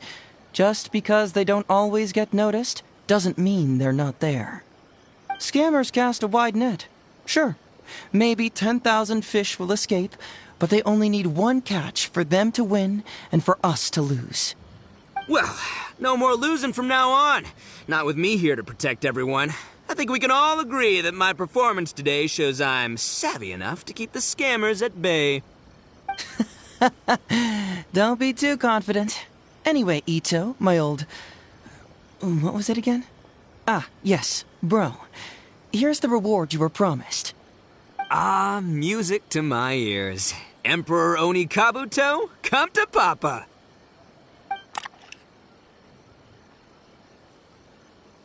Oh, look at those sharp horns and those beautiful stripes. Well, hold on. Heizo, my hombre, why won't it move? Hey, bud, move! Oh no, I think this one might have, joined the big beetle battle in the sky. It's a figurine, so not the moving kind. What? A figure? So, it's a fake? Man alive, you seem a little surprised. Wait, you didn't actually think this was a real Oni Kabuto, did you? No, surely not. Ito, old chap, you must have seen from the photograph that it was a figurine. Don't tell me you didn't notice. Really? You little punk! Give me my Emperor Oni Kabuto now!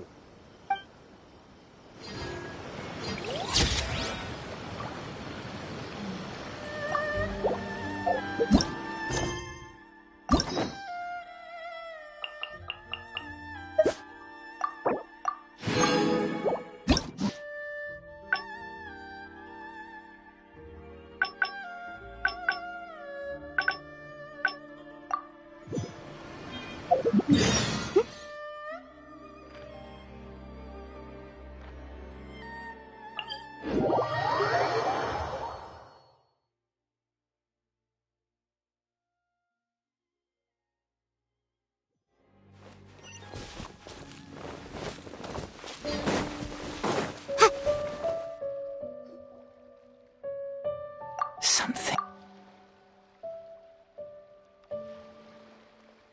Isn't that bizarre?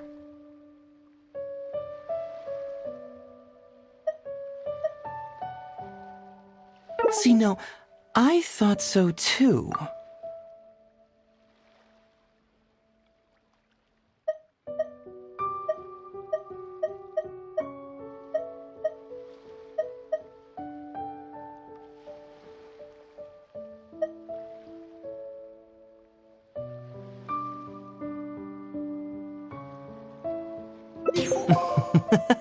It's a deal then, partner. So, let's get started, shall we? First, we can search the camp for clues.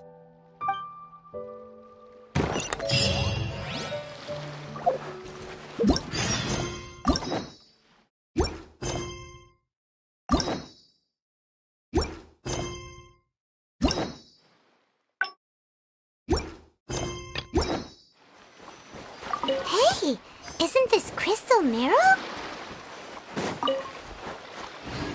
Ooh, what's the shiny thing? Oh, it's a Sango Pearl!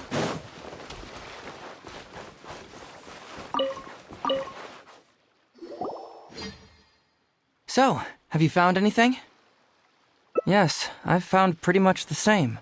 And there really are a lot. Aren't these all super expensive? Oh, these must be the valuable things that went missing from the island! That's it! The Nobushi must have stolen them all! I don't know if I'd go that far. The Nobushi would be very hard-pressed to find many opportunities to get their hands on commodities like these. Huh? What do you mean? Did the Nobushi gather all this themselves? No, that's unlikely. Crystal marrow is a rare material for crafting weapons, and Sango pearls are an even more precious commodity. Here's what I think. Due to Watatsumi's poor soil, the island's economy is quite fragile and heavily reliant on the trade of these special resources. So, it's absolutely vital that they keep them under lock and key and well out of the Nobushi's reach. Which means they got lucky with a huge batch like this. My guess is they ambushed a caravan. If we go ask around the Sangonomiya Shrine, we can find out if there have been any recent instances of caravans being plundered. Perfect. I knew you'd be a huge help. Well, duh! The Traveler is Paimon's companion after all.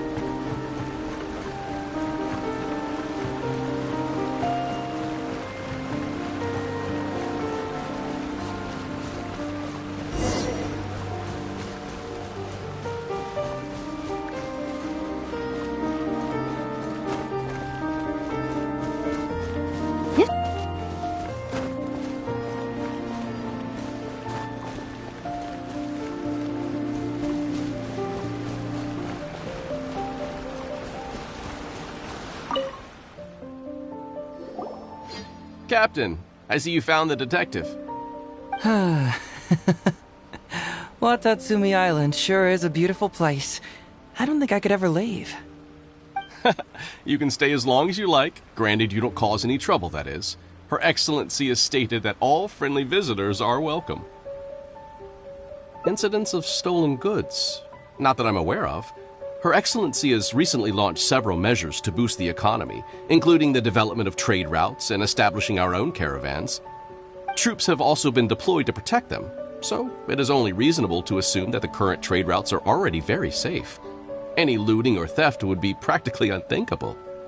That's strange. Then where did the Nobushi get those goods from?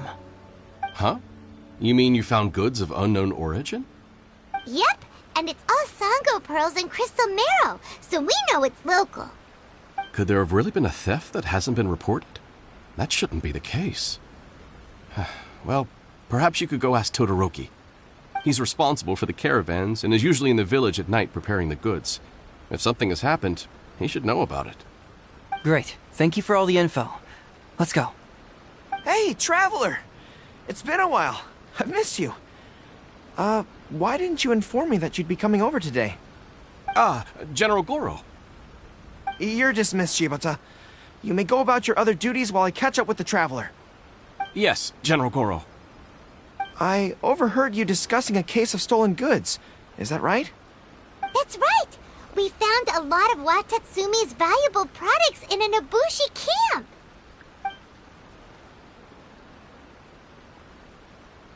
I see. So you've come to ask if we know of any relevant cases. Well, I'm ashamed to say that, yes, the caravans have been plundered. And not just once, I'm afraid. We had already dispatched additional forces to protect the caravans, yet the crooks still managed to get away with the goods. And you're concerned that if this kind of news were to get out, it would undermine the confidence of other caravans. So you didn't make it public, and instead kept the news to only a select few. That's correct. I never expected you to be so concerned about Watatsumi's affairs, Detective Heizo. Just a force of habit, really. As a detective, I notice these kinds of things. Oh, so you two already know each other? Actually, I've only heard of Detective Heizo from the soldiers' reports. We've never met in person. Darn it. You're right. Now that you mention it, I've been on Watatsumi Island all this time and still haven't properly introduced myself. Man alive, please forgive me. It's a pleasure to meet you, General Goro. I'm Shikanoin Heizo of the Tenryo Commission. Yes, it's a pleasure to meet you too. I'd like to express my gratitude to you for stepping in and helping recover those goods. Don't mention it. You never know what you'll find when you're out for a stroll. But if the source of the problem is not addressed, I'm afraid this sort of situation will continue cropping up for you. Yes, of course. Not only have we reassured the affected caravans, but we also dispatched personnel to investigate the culprits. The reports indicated that the stolen goods were being delivered to a merchant of the International Trade Association named Godot. It all seems pretty unusual.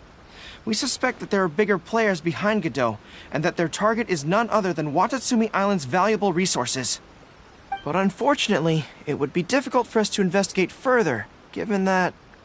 Given that, Rito, the island where the International Trade Association is located is not part of your territory, yes. They have cleverly picked their base of operations. I can see you catch on quickly, Detective Heizo. It's my guess that you're telling us this because you're going to ask us to assist you in finding who's behind all this, right? You're always thinking one step ahead. Yes, those were exactly my intentions. And of course, we will prepare a generous reward for you. The recent end of the war, trade and commerce have now become an important component of Watatsumi Island's development. Ensuring safety of the trade routes is critical, and we can't afford any further incidents. So, will you please help Watatsumi Island, Detective Heizo? I'm willing to assist, but it all depends on what he wishes.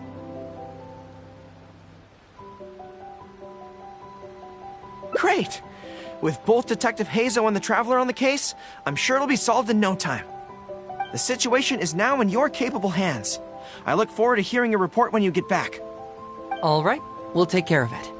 Traveler, let's go discuss where to head from here.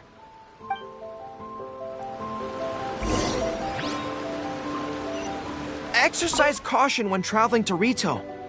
If you come across any unexpected dangers, retreat first. Your safety is the priority. You must approach this issue with a long-term strategy in mind.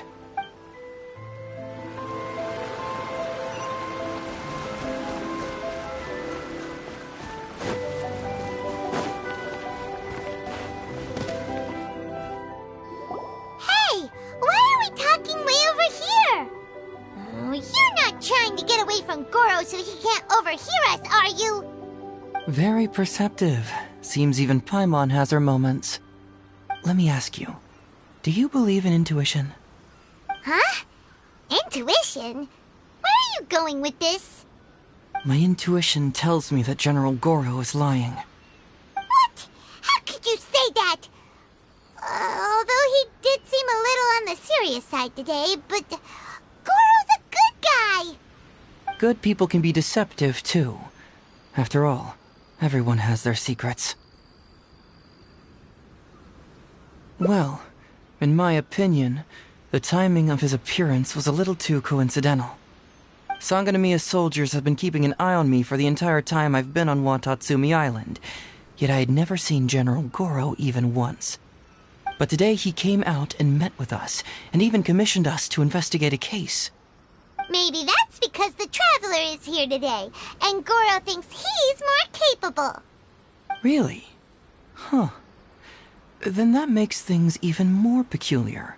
If there are powerful players behind this case, and he needs to draw upon external support, then he should have taken action sooner rather than wait until today. A more plausible explanation is that the items we discovered are linked with some unspeakable secret, and he had to intervene to prevent us from digging any deeper. Then he put up a smokescreen to mislead us. I surmise that investigating the merchant Godot on retail will yield no results. Whoa, are you serious? But this is all just a hunch you have, right? Actually, there is another key factor behind my reasoning, though you may not believe me. I sense something special about Goro. Something special? Yes. Whatever is missing on this island, I sense it in him. Whoa! Hold it right there! Are you saying Goro's a thief? As in he took something valuable? It's not that simple. I can't fully explain it. It's just my intuition.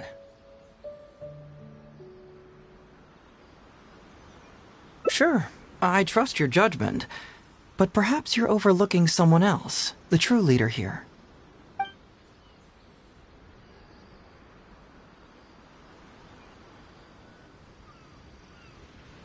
It's simple. We should just investigate whatever it is they're trying to hide from us.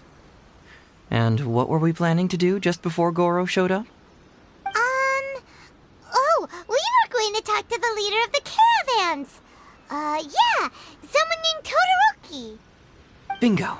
There's no time to lose. Let's go talk to this Todoroki.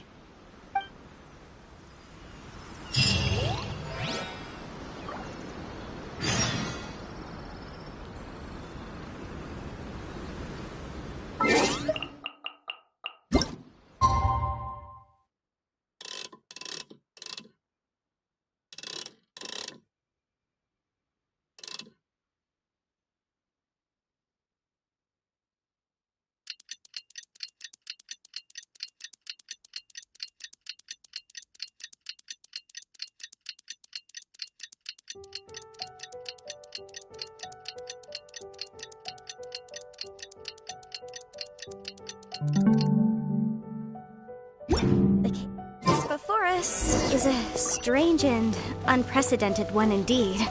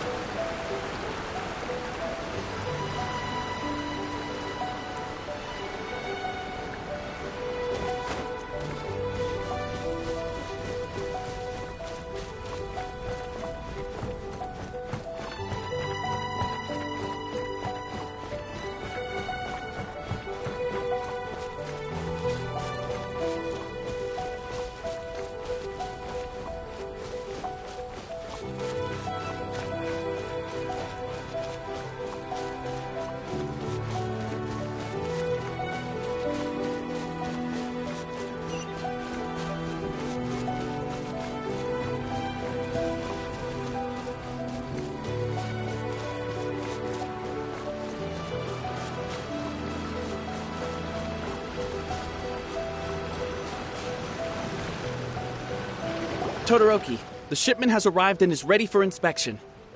Good, let's go. Hey, it's Todoroki! Shh, keep quiet. Let's follow him and see where he leads us.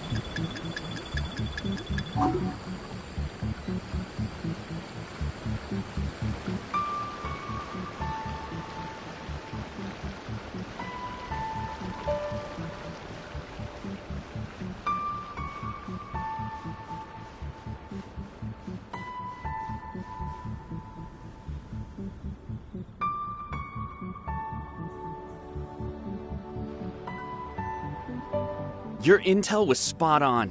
When we arrived, the Nobushi were all still asleep. We captured them all, and the goods were retrieved and brought back here. I'll take a look. Everything seems in order. Good work. It's nothing. Thanks to the efforts of your caravan, the price of grain in the village has decreased. That's right. And who would have thought that the injuries we sustained during the war would have such a lingering effect on our bodies? But thankfully, you also brought back some life-saving medicine. Things are improving, thanks to the help from those up top. Oh, by the way, what is the state of the village's inventory? Make sure that it's confirmed tonight. I have to leave tomorrow morning after I go to the Sangonomiya Shrine and get instructions from General Goro. Don't worry, we've already prepared the list.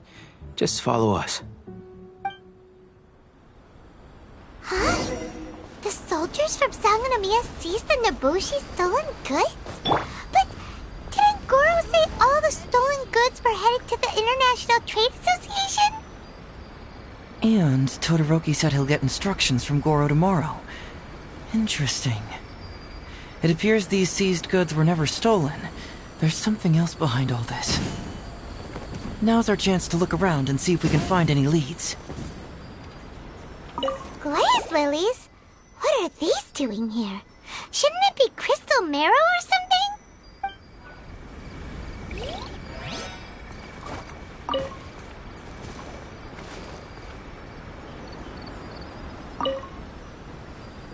This box is packed so tight! It looks like it could burst! Let's see what's inside! Huh?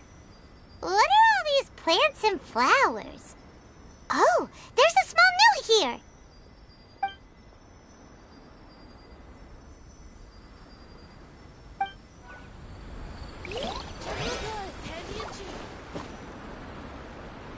Whoa! Chingshin? Paimon was expecting to find Sango pearls.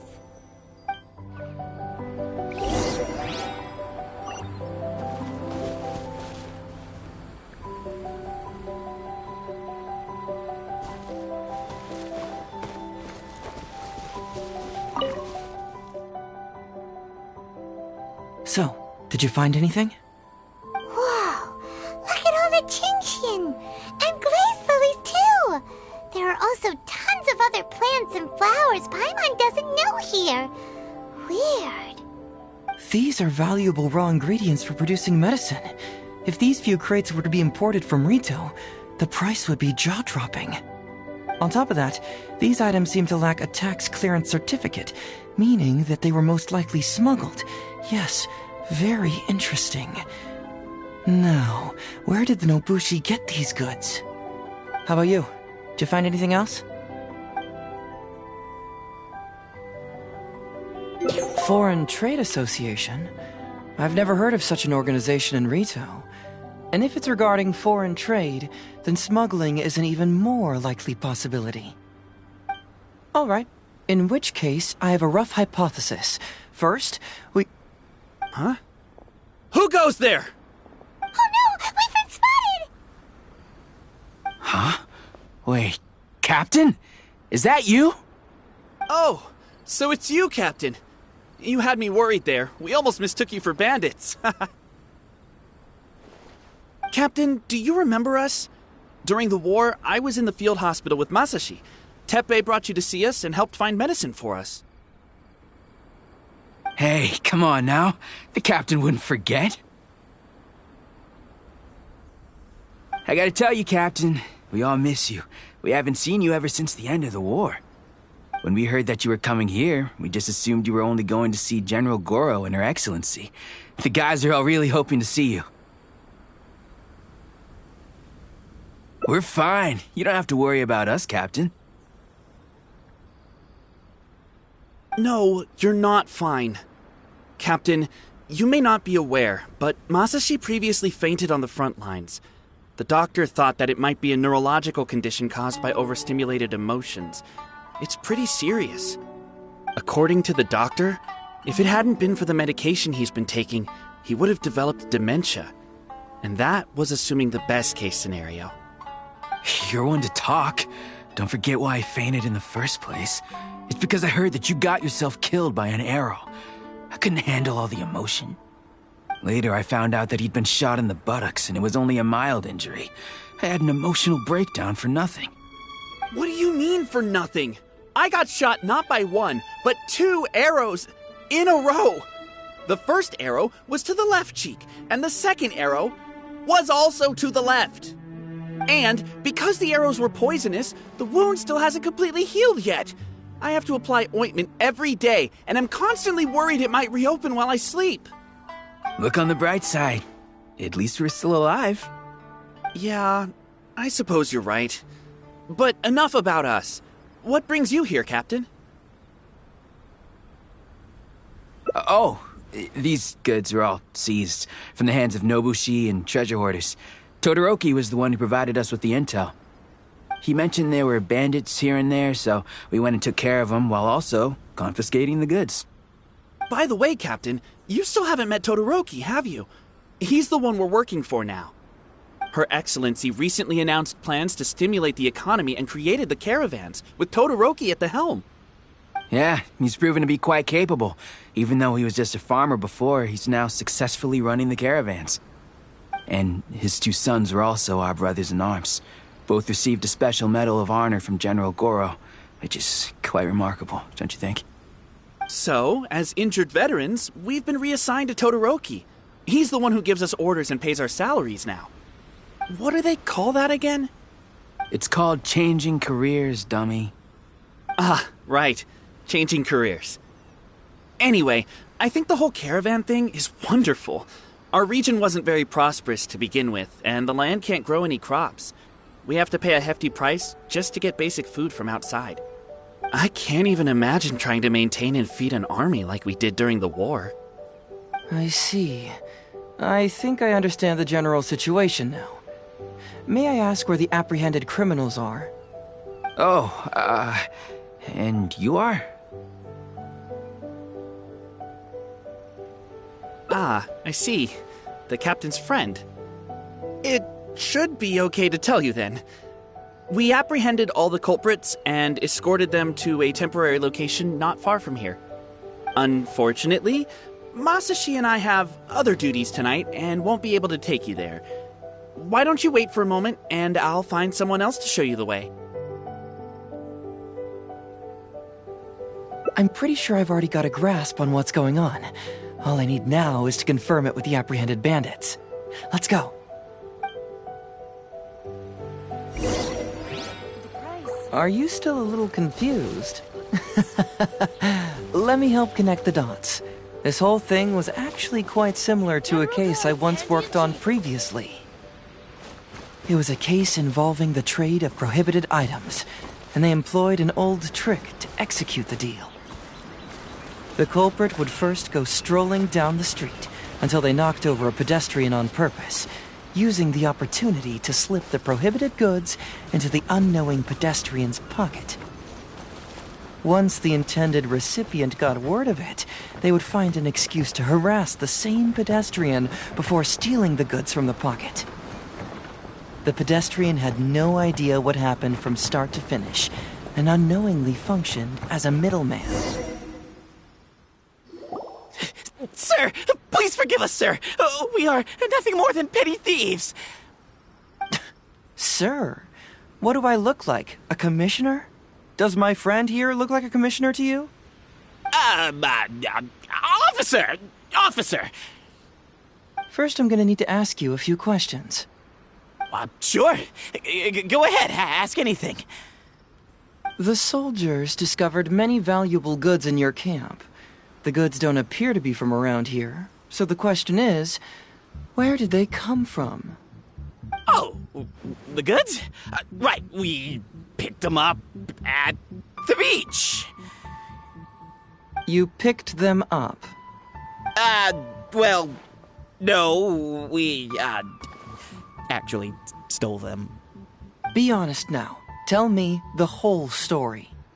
Yes, sir. I mean, officer.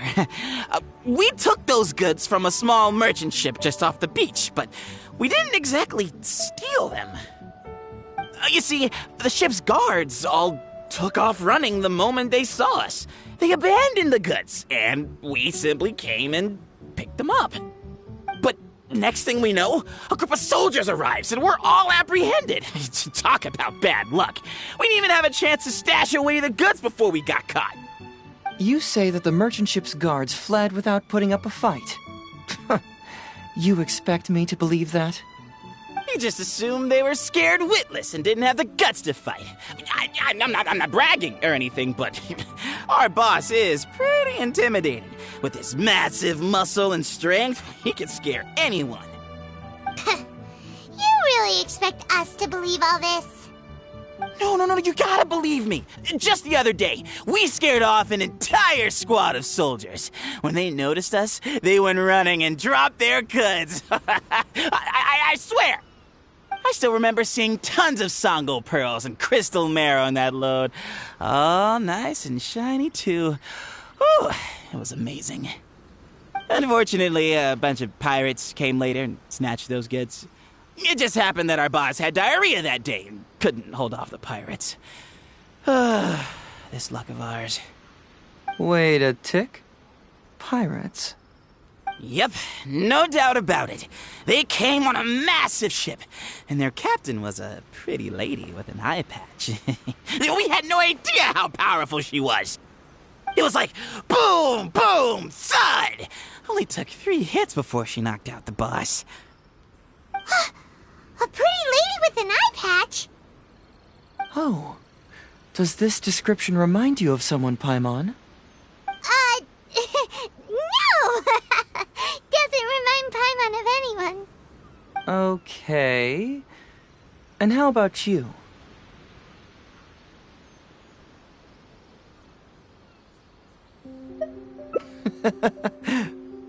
Really? Okay, I'll take that as a no, then. It appears that the situation is just as I suspected.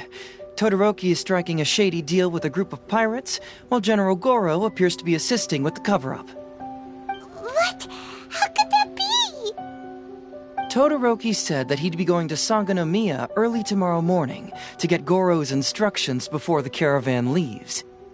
Now is the time to address any doubts you may have. Tomorrow morning will be our moment to confront them. Hopefully, my final question will be answered then as well.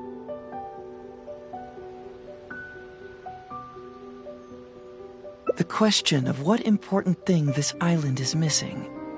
I can feel some connection to the question in Goro, Todoroki, and even Tokuda and Masashi.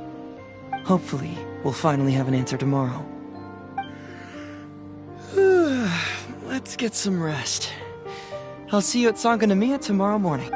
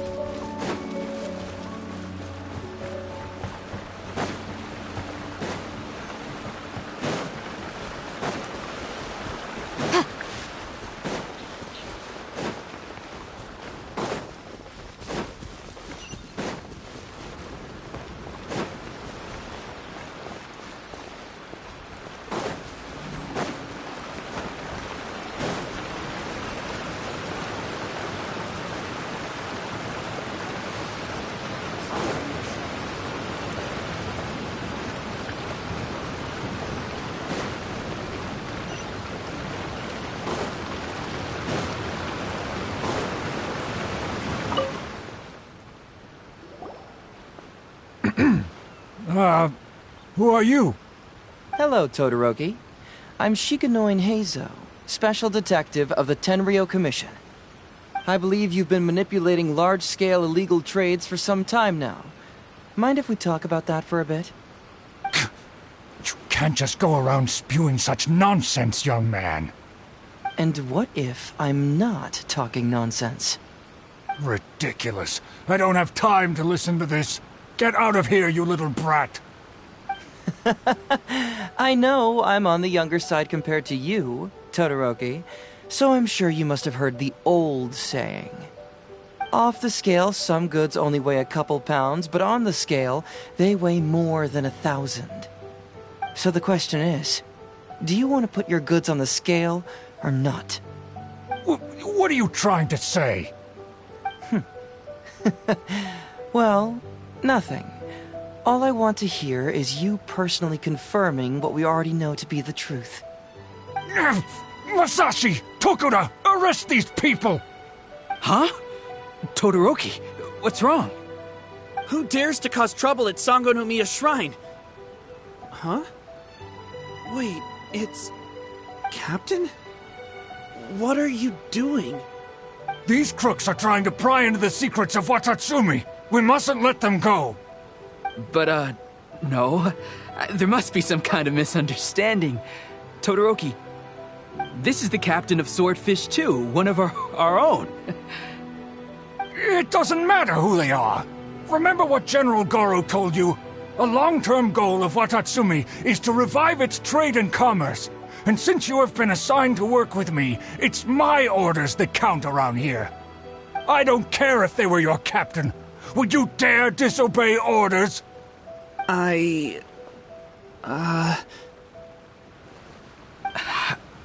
What do we do? Well, what are you waiting for? All right, I see how it is. If you two won't do it, I will. I really hoped it wouldn't come to this. But here we go. Wait! Everyone, stand down! General Goro! You're here. My apologies, Traveler, Detective Heizo. I wasn't telling you the truth.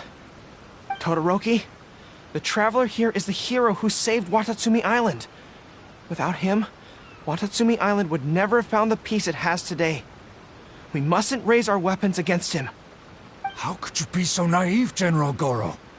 If we let them go free, then who's to say the Shogunate won't come after us tomorrow? If the Shogunate decides to investigate, we won't be able to hide the truth.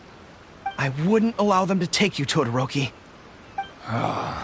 Let's not kid ourselves. If going to jail could solve the problem, I would go and turn myself into the Tenryou Commission right now. The question is, what are we going to do with the goods? Will you be able to keep them? Not to mention the chance of astronomical fines. Can you afford that? Goro, we both know that Watatsumi Island is a barren land. Plant 100 radishes here and maybe only 3 would grow. And those 3 combined would still be smaller than just 1 carrot imported from elsewhere. You can't grow food or medicinal herbs here, and if we buy them from Rito, we pay exorbitant taxes. My eldest son died fighting on the battlefield. But do you know how my second son died? He died because there was no medicine to treat him. You awarded both of them medals of honor, but did that save their lives? Can medals heal Tokuda and Masashi's wounds? No. It was the medicine that I got that saved their lives. If we detain them today, the Shogunate will never know what we've done. Besides, they're only a few months away now. We will set them free once the new bill is passed in just a few months, and everything will be okay. None of what happened here will be mentioned again, and life on Watatsumi Island will continue to improve. I understand, Todoroki, but they won't... I can trust the Traveler won't, but the detective here is a Tenryou Commission officer. Forget it. You're the general. I'm just a radish farmer.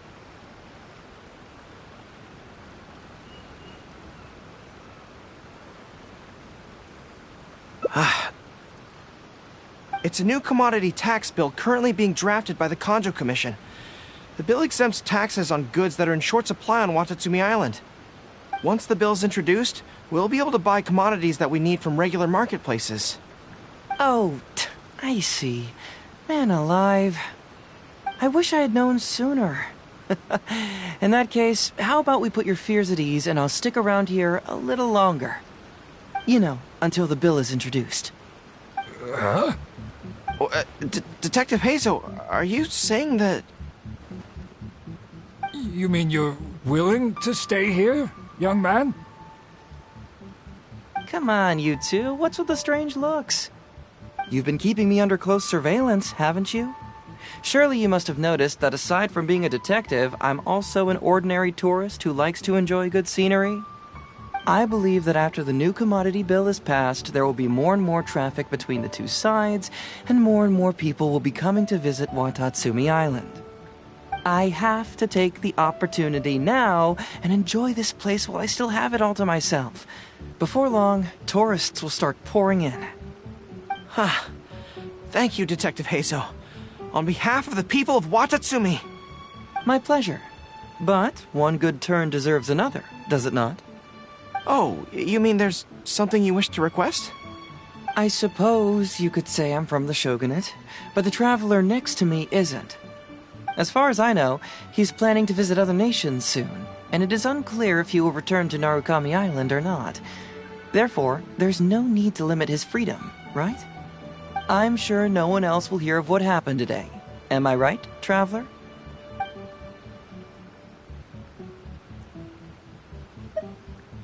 Well, it's settled then. He will always be an important partner to Watatsumi, and I would never dream of limiting his freedom. So please, don't worry, Detective Hazo. I'll hold you to that. But if I ever find out you've lied to me again, there's a chance I'll lose my cool. I'm sorry for not telling you the truth earlier.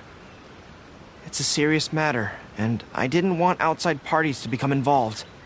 But today, I realized my poor judgment. How could I possibly hide anything from Detective Hazo and the Traveler? I'm glad you understand now. But, in all honesty, I'm the one who should be thanking you. It's because of you that I was finally able to reach an answer. After all, nothing makes a detective happier than putting a case to rest. Ah, I understand now. You really are an interesting person, Detective Hazo. No, I'm afraid you don't quite get what I mean. I'm sorry? Wait! Paimon gets this one! It's the answer to your question, right? The one about the thing you sensed coming from Goro and the others. Now you figured it out! What? The thing you sensed coming from me? But I always have excellent personal hygiene. No, not like that. Hey, Traveler, could I talk to you for a moment? Besides, I haven't had a chance to thank you yet.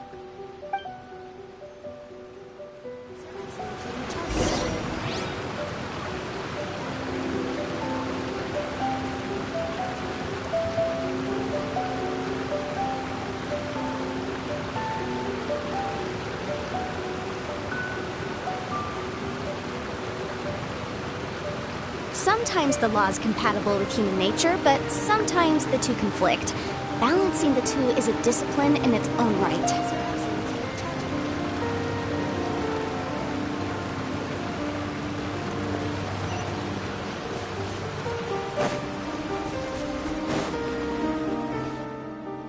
Hey, there you are. Come here, look. It's beautiful, isn't it? Watatsumi Island.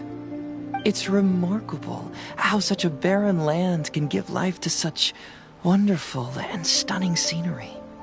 To be honest, I am grateful to you for this trip. Before you arrived, I was running around like a headless chicken. Even if I happened to find out what was going on here, I wouldn't have been able to uncover any concrete information without you present. I'm just sorry that I promised I'd accompany you back. It appears that I won't be able to do so for the time being. So please, cover for me in the meantime, okay?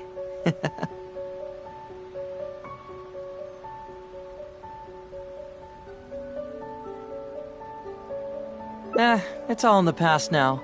Let's just chalk it up as an intriguing experience I had on my trip here. Besides, that's not what I wanted to investigate anyway.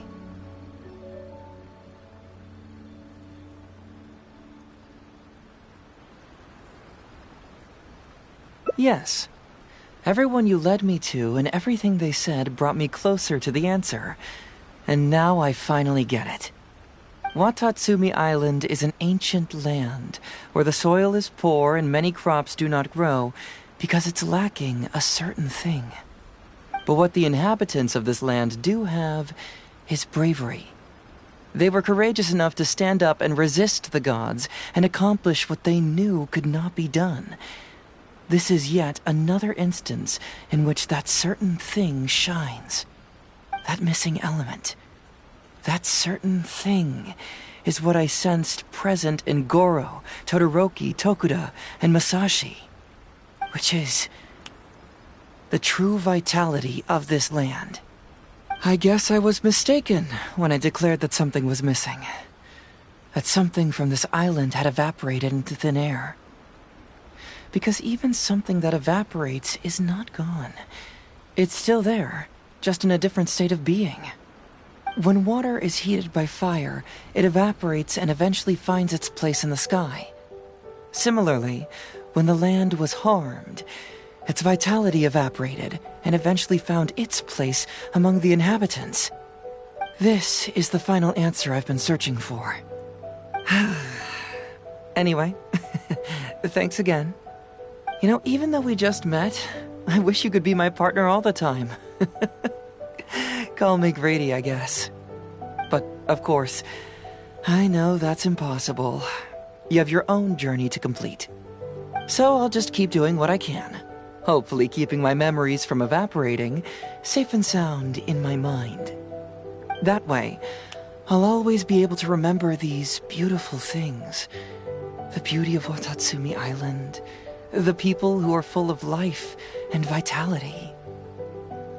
And you two, who are by my side.